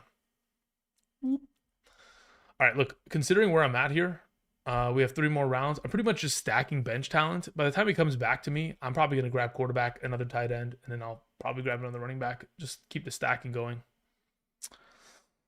All righty. He taking Higgins. You know, I really did think about it. You know what the thing about taking Higgins is? There is so much. Okay, so we'll talk about it in a second. Let me just answer back to this question, and then I'll get into the Higgins conversation. What's your favorite quarterback left in the draft right now, Andrew? Happy birthday. Thank you. I can't really explicitly say, because if I tell you who my favorite quarterback is for the remainder of this draft, they're going to get sniped from me. And it happens every year when we do these mock drafts. So I'm waiting. Let's see here. What is Bucky Irving's potential? Bucky Irving's potential is certainly top 5 at the running back position, especially if the team doesn't like Rachaad White as much as they proved last season. Christian Kirk, question mark? Christian Kirk is an afterthought in my mind. Again, he certainly is going to have value, but I think the fact that Noel is going to be like kind of digging into his workload, he could end up taking the starting job from Kirk by the end of the season. Let's see here. Braden says, what's up, Andrew? I have the 1.04 in a Superflex 6-point per passing touchdown league. What's your ideal pick there? It's quarterback. If I was in your position and I'm playing in a 6-point per passing touchdown league, I'll take Joe Burrow. Under the assumption that the first 3 selections are Josh Allen, Lamar Jackson, and Jaden Daniels. I'll take Burrow there at the number 4. Then I'll follow it with a wide receiver in the 2nd, most likely a running back in the 3rd, and a quarterback in the 4th. That's how I would start that draft. Okay, let's see here. Do you rate teams after? I mean, I can look at a lot of these teams. I mean, I don't think I've had the greatest draft ever. I think I've pretty much just taken value as it's come down the board. That's how I've structured this. Having 4 running backs on roster in this kind of a league, at this point, I'm okay with. It's only a 13-round draft. Again, we've kept it kind of short because I wanted it to be a shorter draft so we can do more of these as we progress. But in terms of how this is structured out, and of course the auto picks going along, looking at the draft board as a whole, so team 1, when I look at team 1 as a whole, the first 5 rounds I think are done very well. Round 6, I think getting Hawkins in there, I don't have an issue with. Baker in the 7th, I have no issue with there. Ayuk, I have a problem with. And Keon Coleman, I think, is a little bit early. You know what? No, it's not early. I think Keon Coleman's fine there. I think the only issue in that overall situation is the Ayuk selection, which, again, is a coin toss as to whether or not he's actually coming back when he's supposed to. When I look at team number 2 in this circumstance, they went very wide receiver heavy, but they got a lot of incredible value there. They are very much so relying on the fact that Omarion Hampton is going to be him, and that's it. That is the conversation there. If Hampton can be what he needs to be, fantastic. Otherwise, that team needs to also address tight end, to which, considering the availables, I think Tyler Warren is still available in this league, which I think is an absolute joke that he is. Yeah, Tyler Warren should go there, and he'll be good to go for the remainder of the year. Barkley, Jacobs, Hubbard, Charbonnet. I don't mind that. I mean, okay, look, here's the issue with this team. Right here, in a league in which you could start 3 wide receivers, we don't have enough wide receiver depth. That is the problem in this circumstance. In a 2 wide receiver league, you can get away with this if Olave stays healthy all season long. In a 3 wide receiver league, you're putting yourself in a little bit of a risky situation. The auto draft team, I can't really rate. This team, AJ Brown, Higgins, DJ Moore, Kenneth Walker, Addison, and Njoku. I don't like the Cup. I'm not drafting Cup this year. I'm not drafting Dobbins this year. I'm not drafting Bateman this year. Everything up until then, I'm cool with. Let's see. What else do we have here? Jefferson, Chase Brown, McBride, Devontae Adams, Montgomery, Mahomes, Golden, Jennings. I don't have an issue with that team. That's pretty solid. I would have loved a running back selection before Scatterboo, because really at that point, you don't have a third running back. If somebody gets hurt, you're pretty much chalked. If either of your two running backs get injured, which again, we know David Montgomery is certainly capable of, we're in trouble there. Okay. Before I continue on talking about some of these teams, let's see what you guys have in the live chat. Caesar says, "Sup, Andrew? Happy to see you back on YouTube. Who do you think will be Cowboys starting running back?" I think it's Jaden Blue. That's why I selected him where I did in the ninth. And I know many of you know how much I like Jaden Blue, and usually when we do these mocks, they get yoinked away from me, so I'm not taking the risk. Bruin Backhand, what's up, man? Says, "Hey, Andrew, glad to see you're back in a 10-team PPR. Which pair would you rather have? Kittle/Nix, Daniels/Ingram, or Nix and Ingram?" Based on value as a whole, I'd rather have the Jaden Daniels combo. If I'm just having it for free and I get to just pick one and I don't really have to worry about the draft capital I'm utilizing for it, I'd rather have the Daniels and Ingram combo. And if it is a question of draft capital, then I have to know where I'm selecting these two.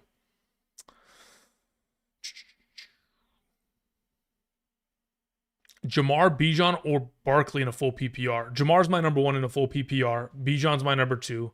Barkley's like my number 5 behind. I'll take McCaffrey and Gibbs over him in a full PPR, to be honest.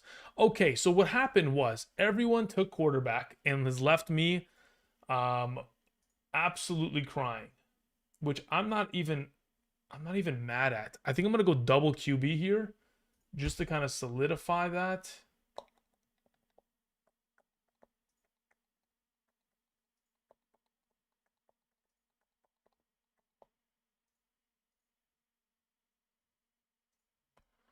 Thank you very much. So I'll go with Tootin and I'll go with Caleb Williams there.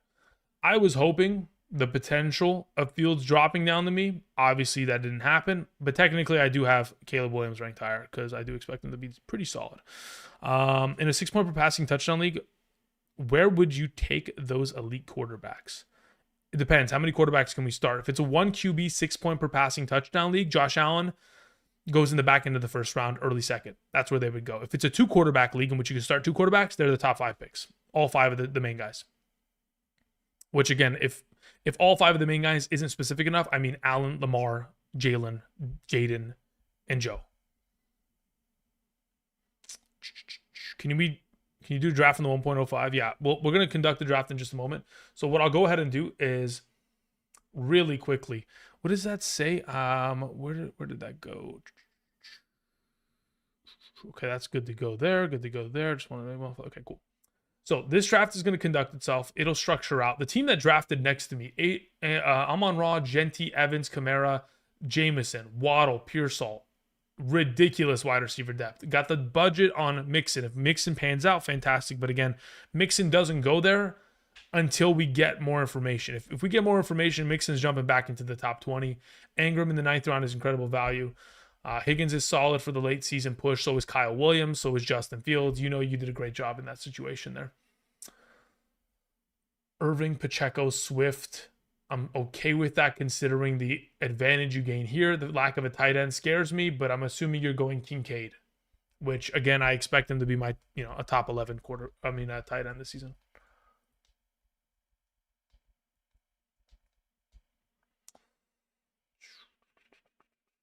Rashee Rice in round 4 is a absolutely most frightening thing that I could have potentially seen there. Okay, so really quickly, let me just swap back here. We'll go ahead and answer a couple more of these questions. What's up, Benny G? Hope you're doing well. Long time no see, Benny. Okay, so in terms of some of these questions, we have Aiden0815 who says, how do we feel about Malik Neighbors' injuries? Again, it's very early. When I say very early, I mean there's quite literally until that Sunday in which the Giants are taking on the Washington Commanders. We still have a total of 16 plus 7 days. So we've got about 23 days between now and then. I'm going to assume they're ready to go. Papa Bless says I commented my question. Okay, Papa, let me go ahead and let me see if I can find it. Let me click on this page and go Papa Bless. Let's go to the live chat. Papa Bless is in a 10-team full PPR. I have to pick one. Okay, I've got to pick one. Okay, I've got to pick one. Personally, I want to take Chase, but I love Bijan, and I'm not sure if I'm gonna get one of those elite running backs on the turn of the second round. What do you think? Okay, so here's the thing, really quickly. I just want to point something out. A lot of fantasy football and a lot of just football in general is being able to see patterns from the past and using that history to insight the potential of the future, right? There is the value there.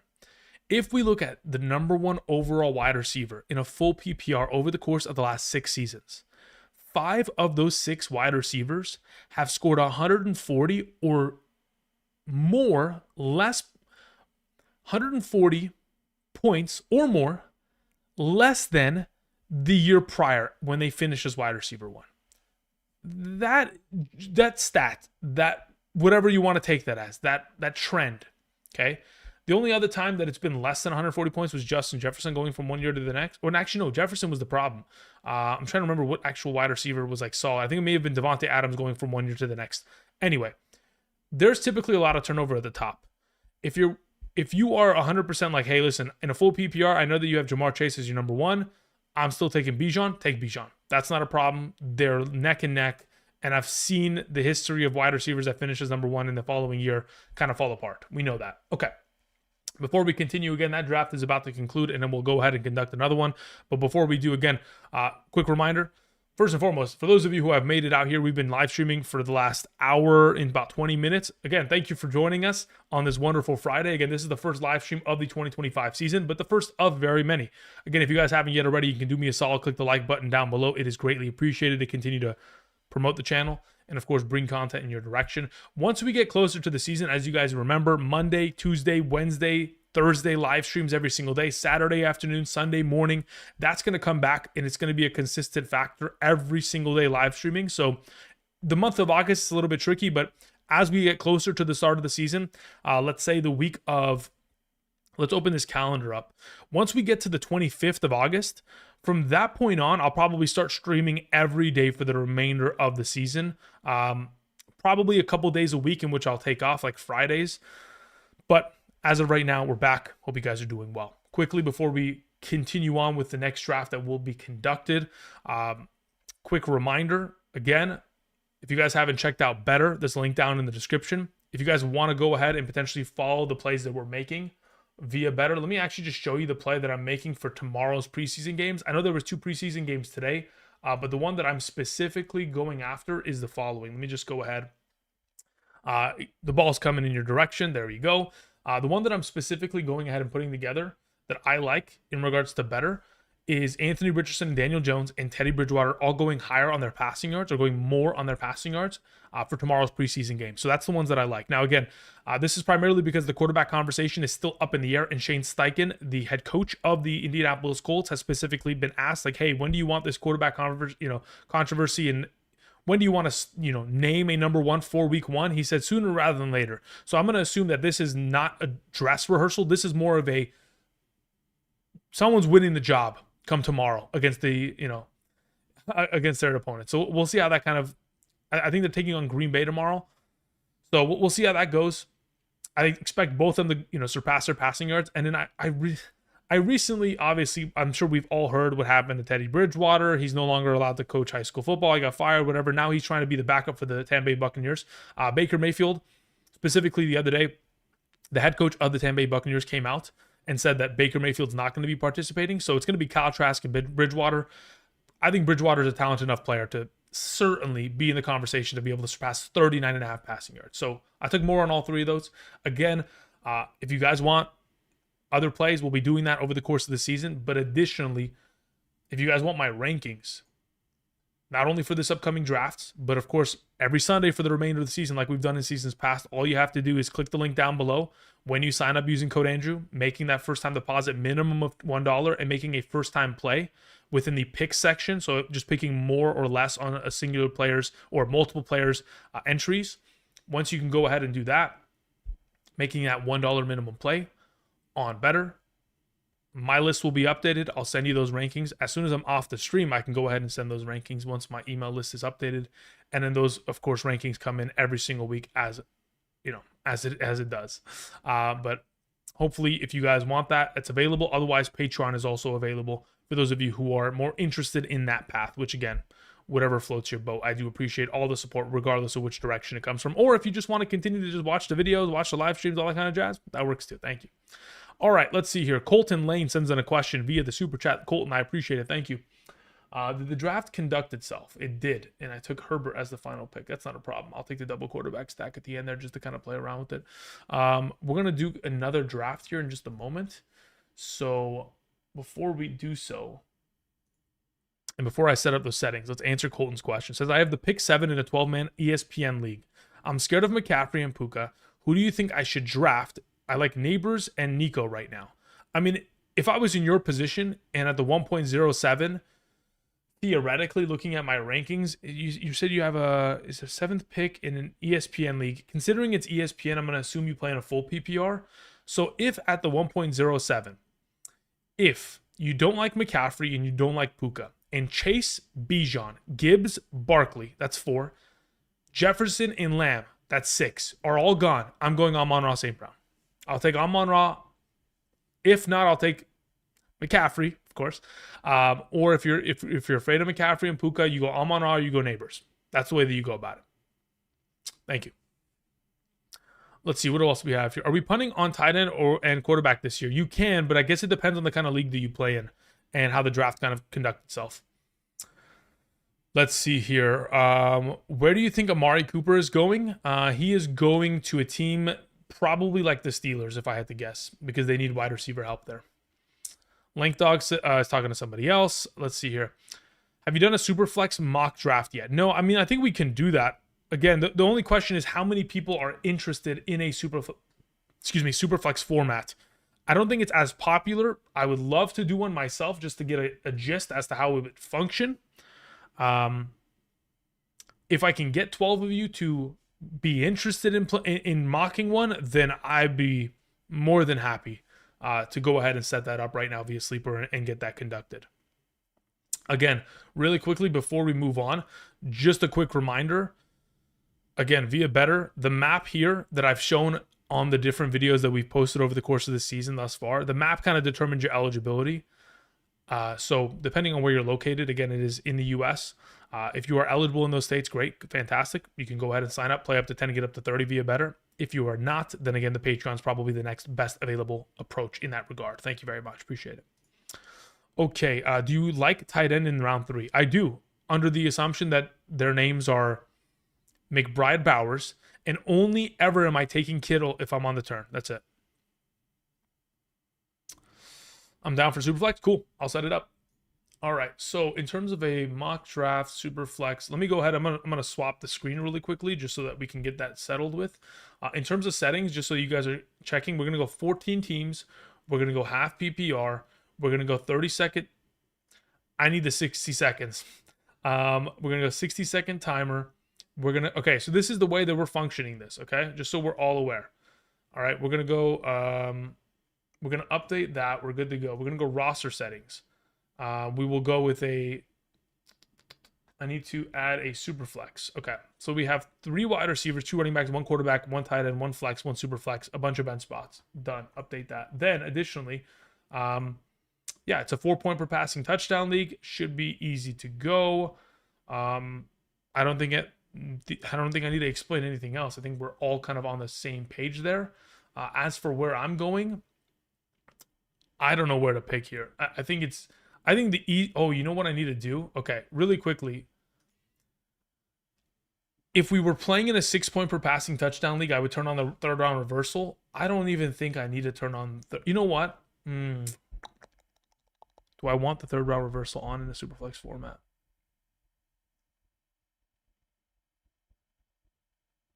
I got to consider that. Let me think about this. 44 SU says, I'm slowly taking myself out of the tight end or the early tight end in my start. Yeah, I mean, that's fine. You can very easily still function at a high capacity and still find yourself gaining a lot of value without taking tight end early. Because again, you can very easily, like we have seen every year over the course of the last 5 seasons, on average, about 4 tight ends are first ever tight end ones and rank within the top 12 of their position. So there are going to be about 3 to 4 guys this season that are able to accomplish that minimum. And when they do so, hopefully you're able to go ahead and attack them on the waiver wire when you find that available. I kind of want to hit the 3rd round reversal button. You can always shuffle when peeps log in if you want. Yeah, I mean, you can always shuffle, but I want people to pick where they're going to draft from because they're kind of simulating their selection, you know? So for now, I'm just going to copy this. I'm going to toss myself at like, I don't want to give myself the 9th spot. I've usually drafted there over the years in my own home league, so I'm going to see how that kind of comes out. But yeah, 12 team, Superflex, join if you will. Let's see here. What are your thoughts on the 1.05? If we're talking about a regular 1 QB league in the 1.05 conversation after Bijan, Chase, Saquon, I'm assuming Gibbs will go 4th, Jefferson or McCaffrey or Lamb. That's your question. I mean, that's really not even your question. That's your options in my mind. If you're playing in a full PPR and you are afraid of McCaffrey, by all means, go with the wide receiver. But if you're not, then go McCaffrey. I think there's a solidified value there in my mind. Benny G says, Superflex is huge in Aussie NFL circles, mate. Keen to see you start doing more. Yeah, I mean, listen, I love it. It's great. Okay, great. We're all settled. The only thing I'm curious about is whether I want to actually legitimately have a 3rd round reversal, because I think it's necessary in Superflex formats. But considering it is not a 6-point per passing touchdown league, I'll just leave it as such. We'll just see how it goes. All right, here we go. Start the draft. Let's see how this ends up piling up here. All right, continuing answering questions. Raiders in the chat says, is Mark Andrews a good mid-round tight end? I think he's solid. I don't love him. If it was my decision, I would probably put myself in a position in which I am more likely than not waiting for a later tight end. I'd rather have Warren or Kincaid than I would rather have Mark Andrews right now, especially considering the value at which where he's being selected. That's what I'm taking into account. I think the value himself, he's going to be effective because, of course, Isaiah likely missing a lot of the early season, but after that, it becomes a little bit of a stretch. Let's hear. Shelly says, happy Friday. I'm in a 14-team PPR, and we have 2 keepers. Would you take a quarterback in round 3? Thanks so much.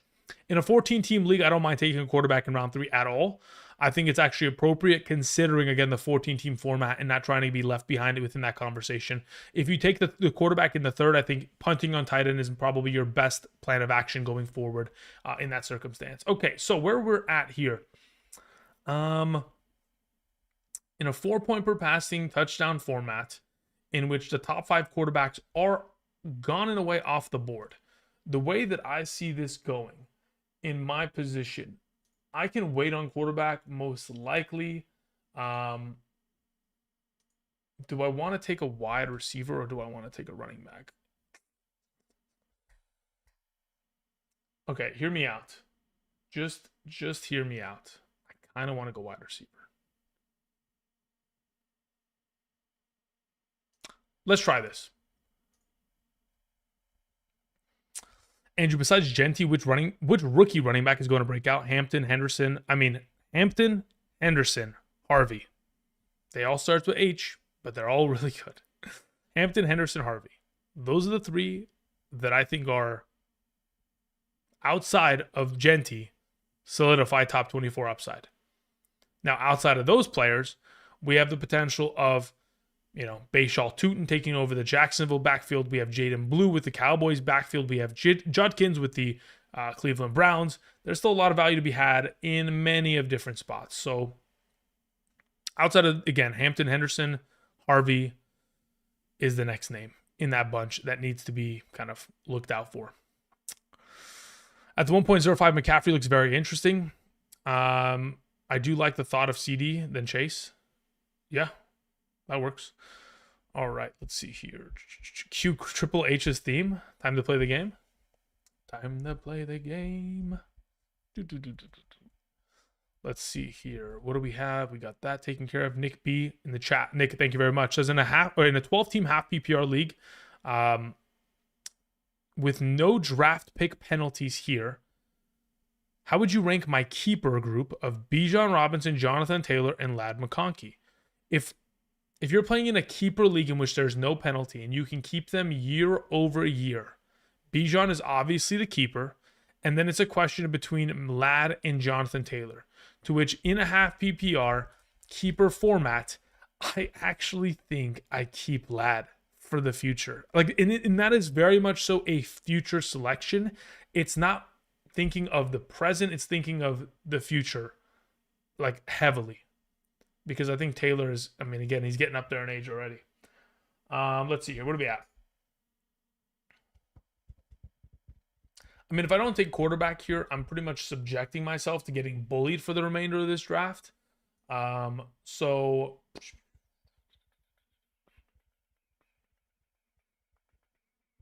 yeah, I mean, I have to. I mean, like, what am I doing? Why am I even thinking about it? I have to. Otherwise, I get bullied.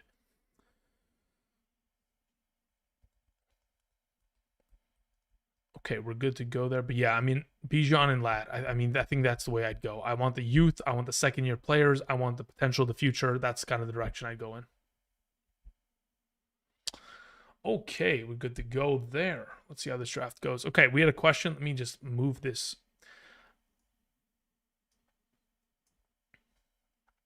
This third round reversal, no, I didn't turn it on. Had it been a 6-point per passing touchdown format, I'd turn on third round reversal. Let's see here. Ann says, first time in a 2 quarterback, 2 running back, 3 wide receiver, 2 flex format in a 12-team PPR. I started the first 4 rounds with Lamar, Joe Burrow, Chase Brown, and T. Higgins. Did I draft correctly? The fact that you're able to put together that kind of a roster, going triple Cincinnati Bengals is incredibly sketchy. But again, if Joe Burrow was to go down with an injury, your whole season's lost anyway, considering, again, he is like kind of the bridge to your success as your second round pick. So I have no issue at all with the approach, considering your omega stacking at the position at the Cincinnati kind of structure. Is it high risk? Yes, but that's the most that I ever want of one singular team. That's how I go about it. I only ever want 3 of the singular team, and of course they have to be a top tier offense in terms of scoring. D Money says in a 10-team, 2 quarterback, 3 keeper league, PPR, first pick, Christian McCaffrey, Hall Neighbors, in a 2 quarterback, 3 keeper league.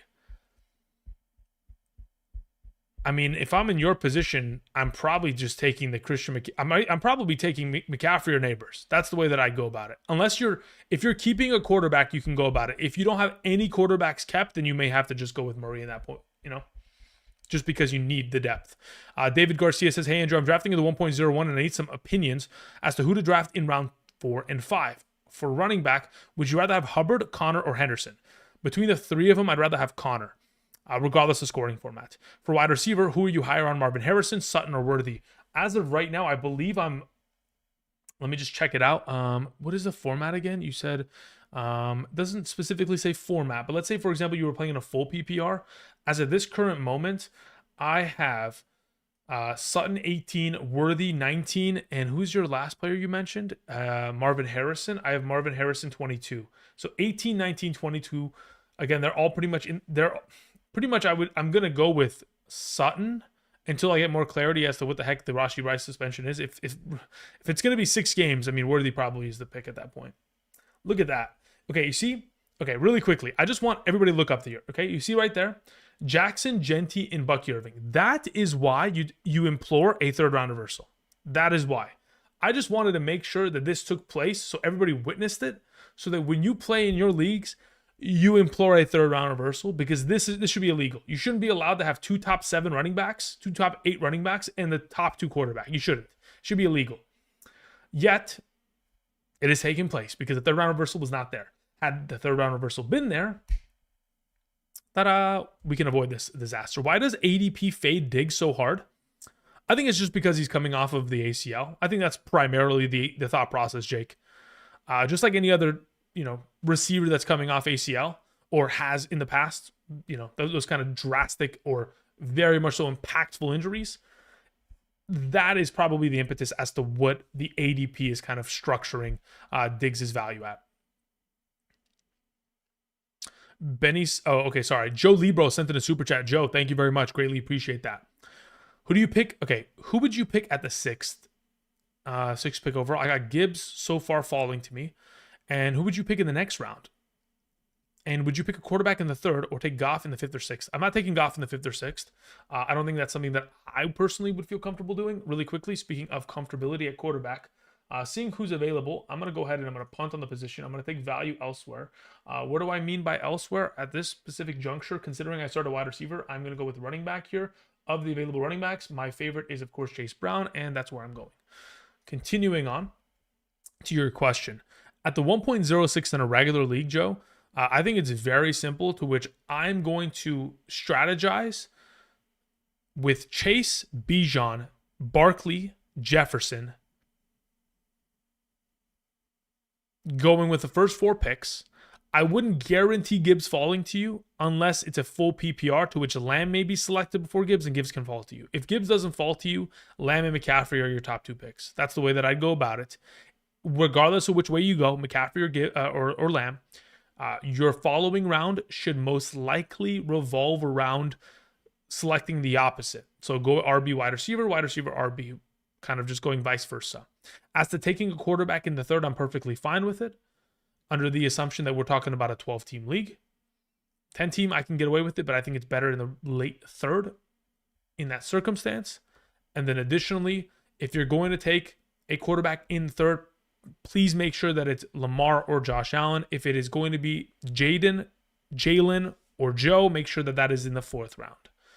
I'm not taking Goff in the 5th or 6th. Goff in a regular league in which we're starting one quarterback is a 9th or 10th round selection, even later maybe. Okay, I'm about to have my 4th. Okay, so look, the way that I've approached this draft, I'm purely just building stability. Now, when you compare my draft compared to the 1.02, again, the 1.02 already just has a better team than me because of where they're selected. Again, I'm done with this. I've now convinced myself wholeheartedly of the 3rd round reversal. I'm not gonna make any more statements on it. Joe says, would you take Baker? What, in the 5th round, 6th round? In the 6th round, I'll take Baker. Yeah, that's cool. In the 5th, I probably wouldn't. I think it's a little bit rich for my blood. Because of reason, says in a 10-team, 1 quarterback, 3 flex, PPR keeper. Keep Collins in the 8th. That late because I kept him last year, or Chase Brown in the 10th. Ooh, wowie. Okay, that is a very good question. I think in a full PPR, if I was in your position, I'm probably keeping Nico Collins there. Thank you. Is this 6 point per touchdown wide receiver? Yeah, of course. This is 6 point per touchdown in the wide receiver position. Absolutely. Alrighty. Now, what do we have available here? I think I'm going to continue to stack up on these. I mean, like, look, the fact that I can get, like, I don't really, I'm going to go double RB here, guys. I'm going to be honest. Like, at this point, I think there's just too much value. I'm not going to avoid Jonathan Taylor in the 4th. I kind of just have to take it there. I think it would be malpractice if I didn't take JT there. Personally.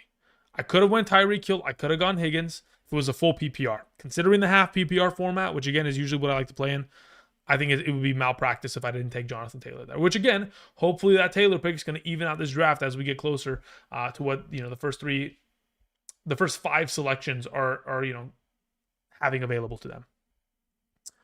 Do you need Jaden Daniels to prove it for the 2nd season before you draft him in the 2nd round? I'm not drafting any quarterbacks in the 2nd round, quite frankly. The thing about, okay, so let me explain to you what okay, so if you make a 2nd round quarterback selection, which you are having to guarantee, 3rd round. Okay, cool. Jake, I have no problem with him in the 3rd round. What I was going to say, considering you had said 2nd, if you select a quarterback in the 2nd round, they have to score over 400 fantasy points. They have to. So that means they have to finish as QB1 or 2. Have to. And even then, it's still risky. But as you approach this upcoming season, the idea of taking Jaden Daniels in the 3rd, I have no issue with. Is there risk implied with it? Absolutely. Because again, there's always the potential of regression. Terry McLaurin is up in the air. There's still question marks regarding that. So as of right now, I don't love it, but I don't mind it. I'll put it that way.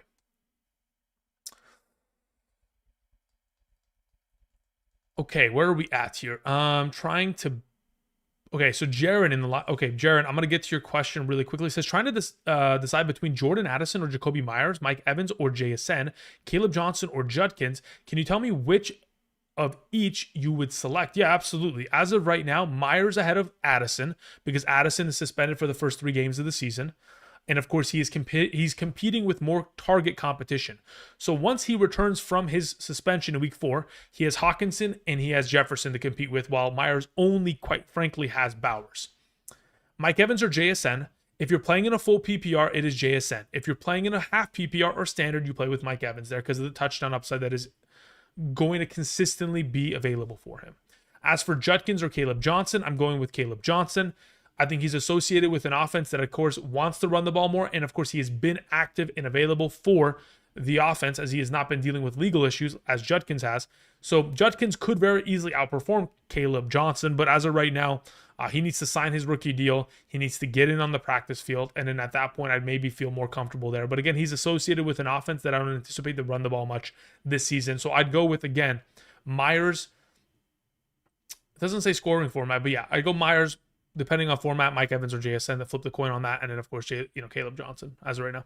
Carlos Douglas sends in a question. Carlos, I'll get to your question in just a moment. Before I do, let Andrew go ahead and select the quarterback in this conversation, potentially, of the available. I'm still very comfortable waiting on quarterback. I see what's available. I like what's available. And I also like what's potentially still up for grabs for me. Which in this case, I don't really mind the idea of going like Xavier Worthy here. Sam Laporta's going to be there. Chuba Hubbard, James Conner. I don't really need to get back in there. As of right now, it's either going to be a Worthy or a Sutton selection. I'm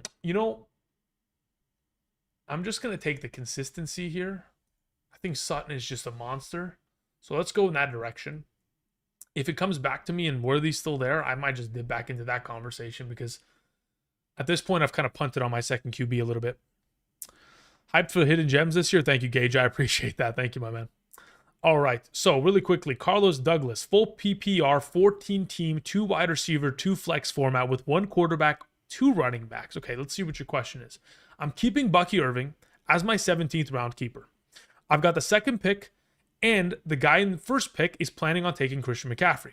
How should I attack this draft? Well, Carlos, I think it's very much dependent on what you have available to you. So, as in who's being kept. Because it's a 14-team keeper league, that means that there are 14 players being kept. So who's available? Considering you're keeping Bucky Irving, this does allow you to, okay, of course you take Xavier Worthy with the next selection, but again, whoever just selected after me, Bruin 86, I'm assuming that's Bruin backhand potentially. That's a great selection. Fantastic, actually. Anyway, continuing on with what I was saying. Carlos, depending on what is available and considering you already have RB selected in your keeper, I'm starting wide receiver because of the full PPR format as the second selection. As to who's available is very much so dependent. If you do know who is available as the best available and you know who's being kept already, that information would be very helpful for me to be able to go ahead and advise you as to where I would go with the 1.02 of your draft. Young Money sends in a question, says, hey, bud, do you remember me? Of course I do. That's the meme, right, Young Money? LOL, just listening tonight. Thank you, Young Money. I appreciate it, brother. That's the meme. Do you remember me? Yeah, I do, man. I'm glad that you remember that meme. That's hilarious. Do you think J-Mo has good upside this year? Of course he does. Anybody associated with the Lions offense is always going to have upside, considering, again, they could very easily be a top 5 offense or push for the position of top 5 once again this season. Obviously, they were the best offense in the league last year, which, again, is very difficult to repeat on a yearly basis, especially now that you're losing your offensive coordinator, and of course, your starting center, but going into this year, it should be pretty solid. So what I would do here, Poppin, is I would take a quarterback if I was you, or I would take a running back. And that needs to be addressed immediately. I think James Conner's still available. So Poppin, if you can hear me, you take James Conner here. Harvey works too. Yeah, again, you needed to address the running back position. And you went ahead and did so, and that's perfectly fine. So now the question is, where am I going with my next selection? To which I need to look around here. Terry McLaurin, Devontae Smith, Zay Flowers, Jameson Williams. We've got pretty good talent. I really do like the idea of Jameson Williams if I'm not able to get Ridley, who's gone. Terry McLaurin is in limbo. Running back, do I need a third one? Not really. I more or less probably need a quarterback, to which at this point, I think I've punted on the position. So I think I take advantages elsewhere. I'm not gonna lie. I think I like the idea of going. I'm gonna take Connor. I want to see how this goes. I'm almost like kind of I'm limit testing. 2.03 too early for Chase Brown? I think so. Yes. I mean, just looking at my current full PPR rankings that I have on Patreon, 2.03 would be what? That's, I mean, it depends on what kind of a league. Let's say you're playing in a 12 team. 2.03 is pick 15 overall. Um, okay, 2.03 in a 12-man league is not too early for Chase Brown. Okay, I have him ranked ahead of that. That being said, in a full PPR, that being said, I do think that where his current ADP lies, you either take him at the 2.03 or you never see him again because he's not coming back to you in the third round. So if you're dead set on the idea of investing in him this season, then that's where you take him.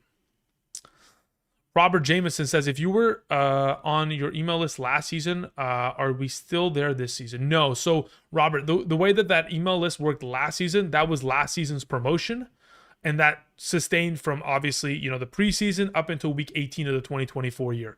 The new promotion that as it stands, of course, as you can see on screen that we've talked about is via Betr. There's more information down below. Again, if you are eligible based on your current location, if you sign up via the website, using code Andrew, making that first time deposit minimum of $10, and then making that first play in terms of a Betr Picks overall play, whether it's more or less on a given player statistics, whether it's the MLB, the NFL preseason, WNBA, etc. Once you make a $1 play minimum, then you will join the new email list for this season, in which you'll get the draft rankings for the over the course of the month of August, and then subsequent Sunday morning rankings every Sunday for the remainder of the season. Half PPR, full PPR, all encompassing, all that kind of jazz. So if you want to take advantage of that, there's a link down in the description to check out Betr. Thank you. Stephen George says, in a 12-team dynasty, would you rather have a 26 random first or Torrey Horton and a 26 second? Okay, so look, here's the thing about Torrey Horton. Is it Torrey or is it Troy?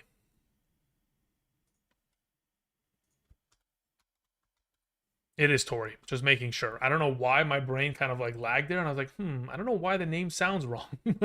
Anyway, as of right now, the way that I'm thinking about it,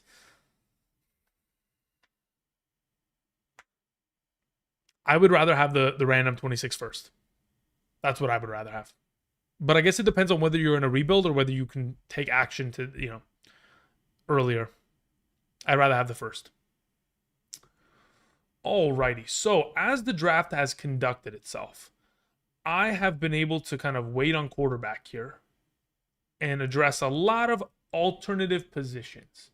Now, I think my time in terms of investing in quarterback or waiting on the quarterback position will soon run out, considering we are playing in a 4-point per passing touchdown league and they will need to be addressed. Of course, Caleb Williams going this late is bonkers to me.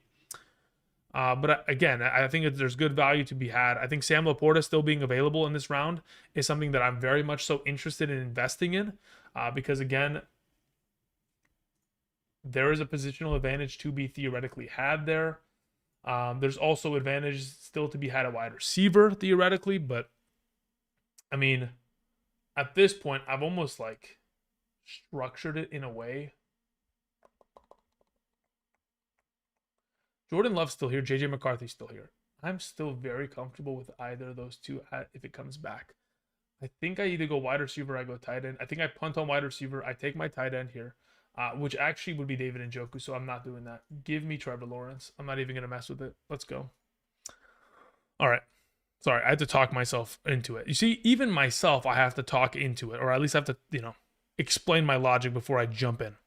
Abide Los Angeles. How's it going, man? Hope you're doing well.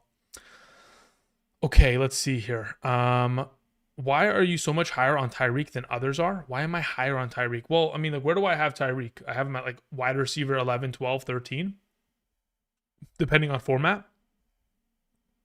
I mean, just look at the consistency of Tyreek's career, right? On a consistent basis, he has been, prior to last season, a top 6 wide receiver in fantasy for 4 consecutive years. So if you're just looking at the history of Tyreek Hill and his production level, and you know how the offense of a Mike McDaniel Miami Dolphins functions out, there's a pretty good chance. I'm glad that I went quarterback, and I did it now. Considering 3 quarterbacks went on this turn, I basically There goes the Laporta. That's fine. Again, I don't want Laporta. I would rather wait because the value proposition that is being held with Njoku or Hawkinson later in the draft. If not, I punt for Warren. That's kind of how I'm looking at it. Otherwise, I can get my wide receiver that I was looking for.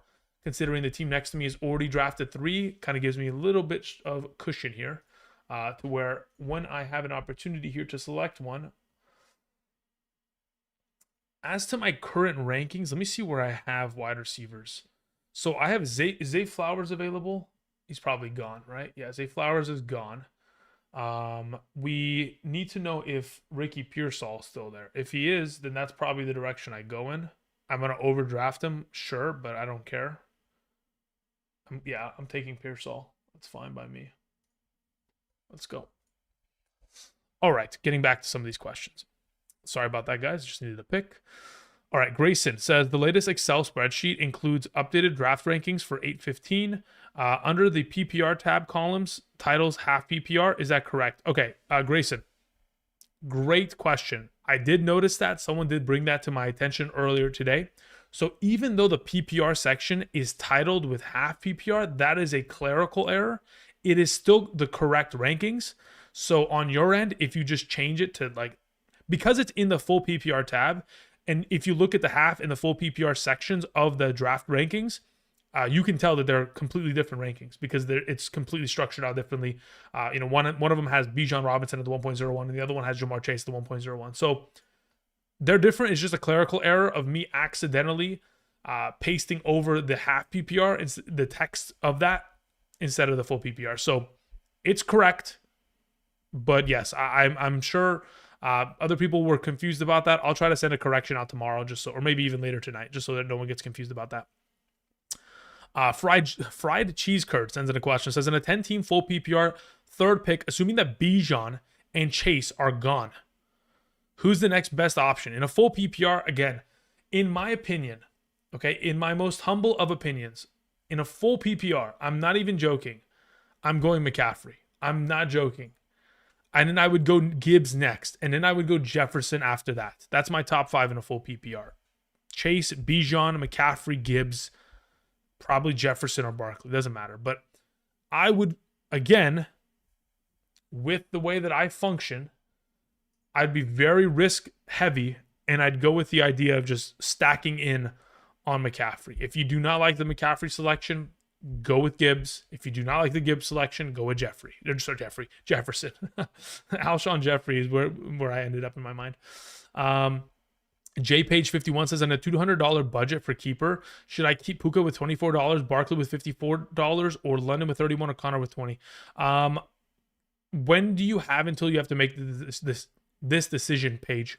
Because if you do have up until, let's say, for example, August 31st to make this decision, I'm going to try to wait as long as I can to keep Puka at that value point.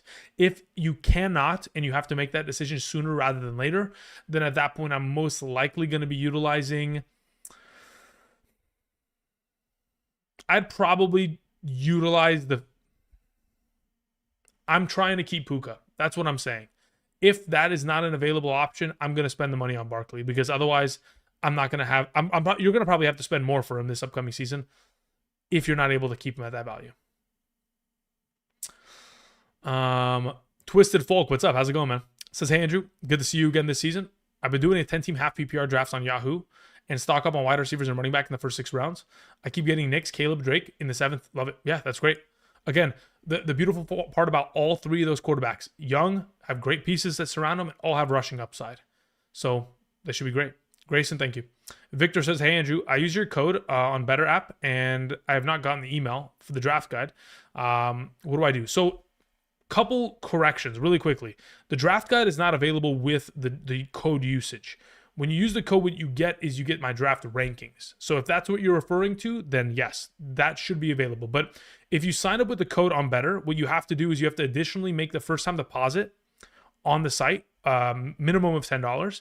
And then you additionally have to make a first time play on the site, minimum of $1. So after the deposit and the play is made, it says I deposited 25. I checked my spam also. Okay, Victor, let me see. Who's drafting next to me? After I make this selection and I get through this, then maybe I can direct you into the right. Let me see here. If I go check the list of emails that I have, let me check Victor. I don't know what your email is, Victor, so that's kind of a thing. So, okay, Victor, I do see your name. It is on the list, right? The only thing that you've yet to do is make that first time play within the plays system. Okay, and I'll get to that in just a moment. Let me make a selection here, and I'll get to that. Tight end had just got absolutely rinsed. I'm okay waiting. I mean, honestly, I can live with Kincaid because he's still top 12 potential there. I want a wide receiver because I need to build depth there. Matthew Golden has somehow fallen to me, and I will absolutely destroy his ADP at 9.9. That's crazy that fell that far. Thank you very much. Okay, yeah. So what I was referring to earlier, basically, Victor. So I'm going to transition. Oh, it's right there. What am I doing? Yeah. So you see this? You have to put in a play. So basically on the Betr website, in order for you to be eligible for the rankings, where the heck is it? You basically just have to go put in any play, minimum of $1. So let's say, for example, you took these two players, you took more, you theoretically go to the entry. All you literally have to do is make a $1 play and you're good. And then you'll be updated on my list, and then I'll go ahead and send you those rankings later tonight, and it'll be set to go. No problems at all. So I think that's the only step that you're missing. Thank you. Okay, let's go back to this draft. Let's see. Matthew Golden in the 9th round. I mean, what an absolute bloody steal. Love it. Paige says, sucks because I have to make the decision tonight, and I know Stafford is working out tomorrow to test his back. That's the only thing that's holding me back from Puka. Okay, so this is my thought process, Paige. Let's say, for example, the Rams and let's say Matthew Stafford's not healthy this year. Are the Rams going to trade for Kirk Cousins? If they do, I think at that point, Puka is still to keep because of the $24 tag. Under the assumption that, again, they don't and they keep Jimmy G. And let's say Jimmy G plays the first month of the season and then Stafford is finally healthy by October and Stafford covers the rest of the way. I still think Puka is the right play there. So I think if we just think it out, I think Puka's based on the value proposition of the $24. I think that's the steal because of where he ended up last season. So I'm leaning in that direction. But if you're just very much so like, hey, I just need a player that is going to play and is going to have a quarterback and is going to be healthy and is going to be structured out, then at that point, I think it's probably in your best interest to go with the London or the Barkley. Vito says, hey, Andrew, question. I don't live in a state in which Betr, do I get everything from your Patreon as I would have? Yes, correct. So anything that you would have gotten with like the Betr sign up, which is the draft rankings and the weekly rankings, are all available on Patreon. And you also get more on Patreon. So you can individually send me messages and ask me whatever questions you'd like. You also additionally get access to the Discord community server and all that kind of jazz. So there's even more there available. Okay, really quickly, I am on the clock. I have not selected a running back in a while, and that is mainly because I don't need to. But considering what is available, there is just so much talent there that I might have to. Do I go Tyler Warren in the 10th? Man, I really do like the value proposition of like, let's just take Tyler Warren. I'm not even going to get too cute with it. Just give me what I need. Okay. ETN is probably a grab that this team right here should take. ETN or Warren is probably necessary. ETN sketches me out, guys. I legitimately don't think ETN has what it takes to fend off either Bigsby or Tootin. And that is why like I will very rarely ever have shares of him this season. Hey, Andrew, where do we sign up? Okay, good one. Good one, Benny. Good one. I thought that was a legitimate question until I got to the end. DJ, what's up, man? How's it going? Thank you for the birthday wishes. I appreciate that, my man.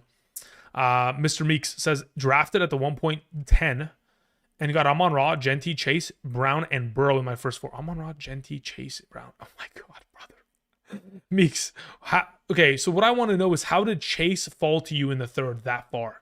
Who are you? Can I get in on this? No, I'm just kidding. Congratulations. That's a fantastic start, Meeks. Lee Flores says, I'm the second pick in a half PPR. Most likely I'm getting Bijan number 1, and crazy if I go Lamar number 2, then a wide receiver. If you get Bijan with your first selection, and then you get Lamar with your second selection, at the back end of the second round, and you grab a wide receiver in the third round, I'm okay with it. That's fine. Sorry, mate. No, it was funny, Benny. It was funny. But I thought it was a legitimate inquiry until I was like, okay, here we go. Bruin backhand, we're good to go there. Lank Dog, what's up, brother? Says, Andrew, will you be doing your vids on Betr or UD Picks this year? I'm going to do exclusively on Betr. We're partnering with them over the course of the season, so it's exclusively on this site. Thank you. And what is the best way to follow you on that topic this year? The best way to follow me in regards to the plays that I'll be making. So this is how it works. When we get to the regular season, every single live stream, I suggest plays. Additionally, every single video, especially let's say, for example, Mondays, if there's a Monday Night Football game, I suggest plays within the waiver wire video. If it's a Thursday and there's a Thursday night game, I suggest plays within the Thursday tight end and quarterback rankings video. So basically just watching the content, or at least jumping into the content, going to the timestamps, going to the section in which I suggest the play, checking it out, getting it good, boom, done. So that's what I would suggest. That's how you stay up to date on that. What are your feelings on Genty? I'm a little bit on the fence. I'm okay with it. Look, here's the thing. When you're drafted at that high of a level, what I'm talking about is draft stock in terms of the NFL pick of being a top 12 running back. The history of fantasy football suggests that if you're a running back and you were selected in the top 12 of your draft over the course of the past decade of fantasy football, not a single one of those running backs have ranked outside of the top 11 in a half PPR or top 10 in a full PPR. Therefore, you're going to get a top 10 running back when it comes to Genty. Are you going to get 1 or are you going to get 10? The likelihood is that he's going to probably be on the back end, considering there are better running backs with a lot more potential touchdown upside in comparison to him, because they're associated with better offenses like a Gibbs, a Barkley, a Bijan, a McCaffrey, a Henry. So therefore, within that overall circumstance, there is a better chance of you finding that Genty ends up being ranked 7, 8, 9, 10 rather than 1, 2, 3, 4. But it's still within the realm of possibility in which he can accomplish that if the Raiders are a far better team than we anticipate to see. Where are you ranking Worthy now? I have Worthy ranked as my number 19 wide receiver. He's currently at number 19. Again, I will have updated rankings for those of you guys who don't sign up via Betr or don't check out the Patreon. I'll have updated rankings probably this time next week at running back, wide receiver, tight end, quarterback in terms of videos. So that'll be out this time next week. If you're drafting next week, you'll have that available to you. But again, you can always check out Betr, get the rankings there when you sign up. Use code Andrew. First time deposit $10, first time play $1. Thank you. Abide Los Angeles says, in a 10-team full PPR Superflex, can I type more after this? Yeah. Says, Andrew, in a 10-team full PPR Superflex, my league mates don't start drafting quarterbacks till round 3+. Should I still draft quarterbacks in my first picks? No. You can follow suit. And I mean, look, honestly, if I was in your position, it's just purely a matter of like, I wouldn't say following suit is the best way, but you do want to, like, this is the thing. If you take Josh Allen in the second round, I have no issue with it. If you take Lamar in the second round, I have no issue with it. So therefore, as of right now, if I was in your spot, I take a normal pick in the first round, I take a quarterback in the second, and then while everyone is picking quarterback in the third, everything. Okay, so how do I explain this properly while I'm on the clock? Okay, let's just, while I'm on the clock, let's see here. Did nobody take ETN? I thought I was going to scare you all out of taking ETN, and I was going to get him. Bigsby's still available. I can wait on running back. There's not really too much value there in my mind.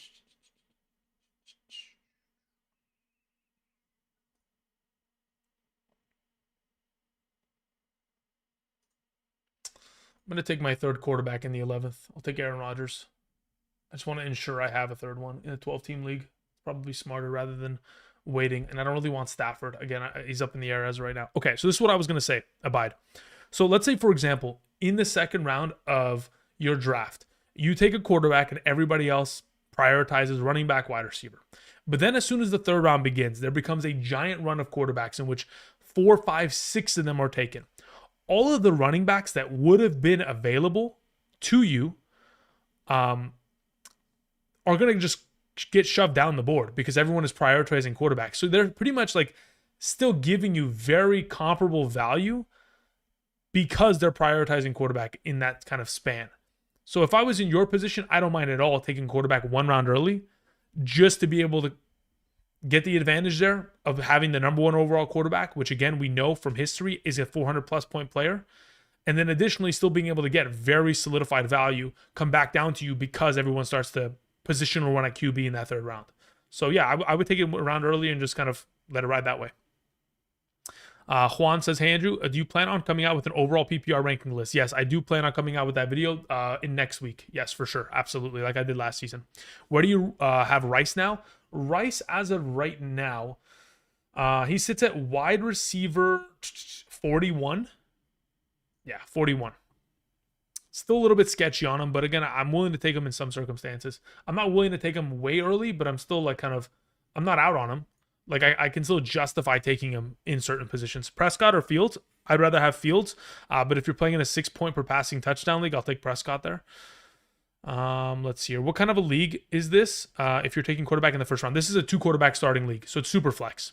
So you can start 2 quarterbacks every single week in this kind of a league. We're mock drafting it because many of the people in our audience and then the live chat were, of course, interested in it. And of course, this is my favorite kind of league. So I wanted to also get a little bit of a taste of it.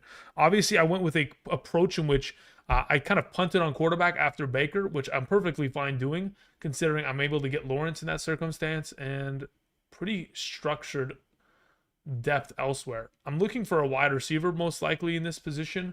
I don't know if I need a running back after Brown, Taylor, and Connor. I think I'm pretty solidified in that circumstance, and what is available here isn't something that I'm too keen on.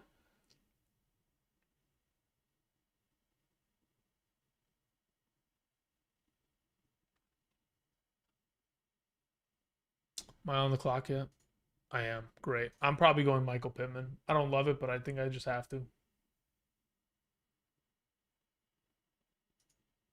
Yeah, we'll take the Michael Pittman Jr. play. Okay, so really quickly before we do that, let's go ahead. I just want to see some of these teams really quickly. The idea of going and just punting on quarterback and going Love, Penix, and Geno is okay. You can play matchups every week and be perfectly fine. I think the structure of how you built this roster, assuming Matthew Stafford's healthy and AJ Brown is healthy, it works really well. In terms of Stroud into McCarthy, sketchy. I think Stroud this early, you have to be a Stroud lover to be able to swallow that pill because I can't do it. This is a pretty solid draft. You end up getting running back value later on, which could outproduce their ADP, which is solid. Early RBs, but then you ignore RB, but then you go ahead and you get your 2 quarterbacks, your 3 wide receivers. I'm okay with it. I don't really have much of an issue except that you have 3 tight ends, which is scaring the shit out of me. Okay, really quickly, let me just go ahead. We're probably going to wrap up today's live stream here. I've been live for about, I think, 2 hours and 15 minutes. So I'll answer a couple more questions and then we'll call it. Again, I'm thinking today was fun enough to where I might just come back tomorrow and live stream once again. So tomorrow, what is it, Saturday? I'm thinking maybe like a tomorrow afternoon, starting at noon PST live stream. That's probably what it'll end up being tomorrow. And then we'll go back to the daily uploads starting on Sunday through next week. And then I'll come back daily live streams on the 25th until the start of the season. So that's where I'm looking at. Where do you have Tyrone Tracy ranked? As of right now, let's see. Tyrone Tracy sits as my RB29. Scatterboo's going to get some volume. Okay, if I have Evan Ingram, what is that question? Hold up. Let me see what it says. It says, if I have Evan Ingram, would you take a second tight end like Chigoziem Okonkwo or Henry, our top free agents? If you have Ingram, then you don't need to have a second tight end, but I think it would be smart. I think the question becomes, when do the Broncos have a bye week? And then additionally, do you have enough depth on roster to be able to, like, the Broncos don't have a bye week till week 12. So the only reason you would actually ever pick up Okonkwo or Henry is if you want to have trade fodder, or theoretically, if you were going to be putting yourself in a position to where if Ingram fails, you at least have a backup plan, which I think is a good idea to at least have 2, considering you don't have one of the top guys. Because if I have Bowers, if I have McBride, if I have Kittle, and they start to falter, I guarantee you I'm going to have them ranked in my top 3 every single week for the first 10 weeks. And they're not going to leave that position. And I'm going to start them blindly because I've invested so greatly into them that they cannot fail. Let's see here. Alex sends in a question, says, two $60 players means you get a $20/$25 player and rest of scrubs, $90 for the top two.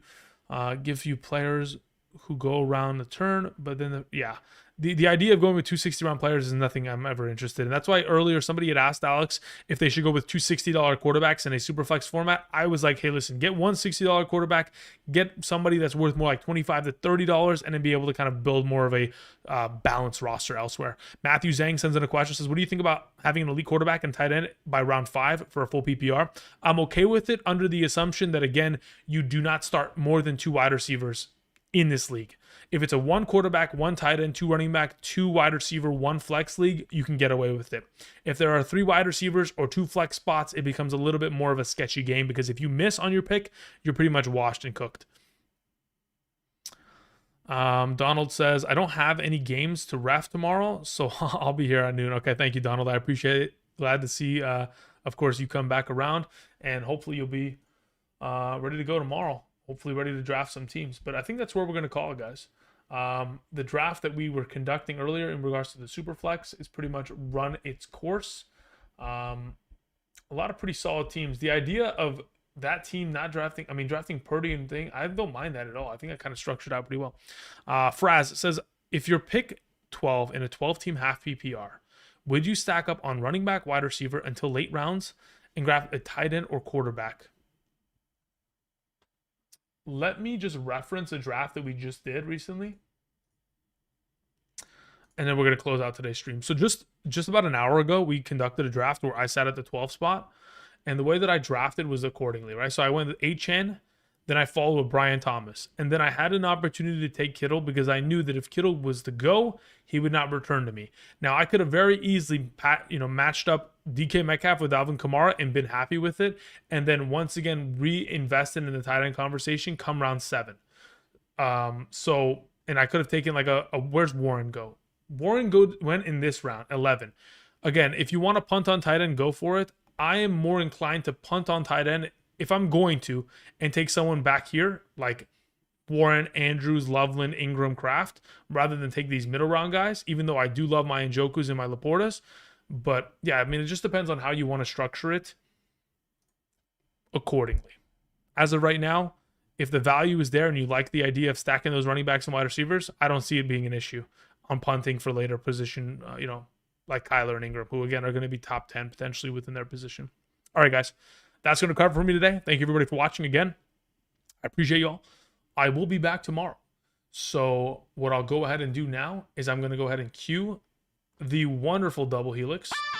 And until next time, I'll see you guys. Peace.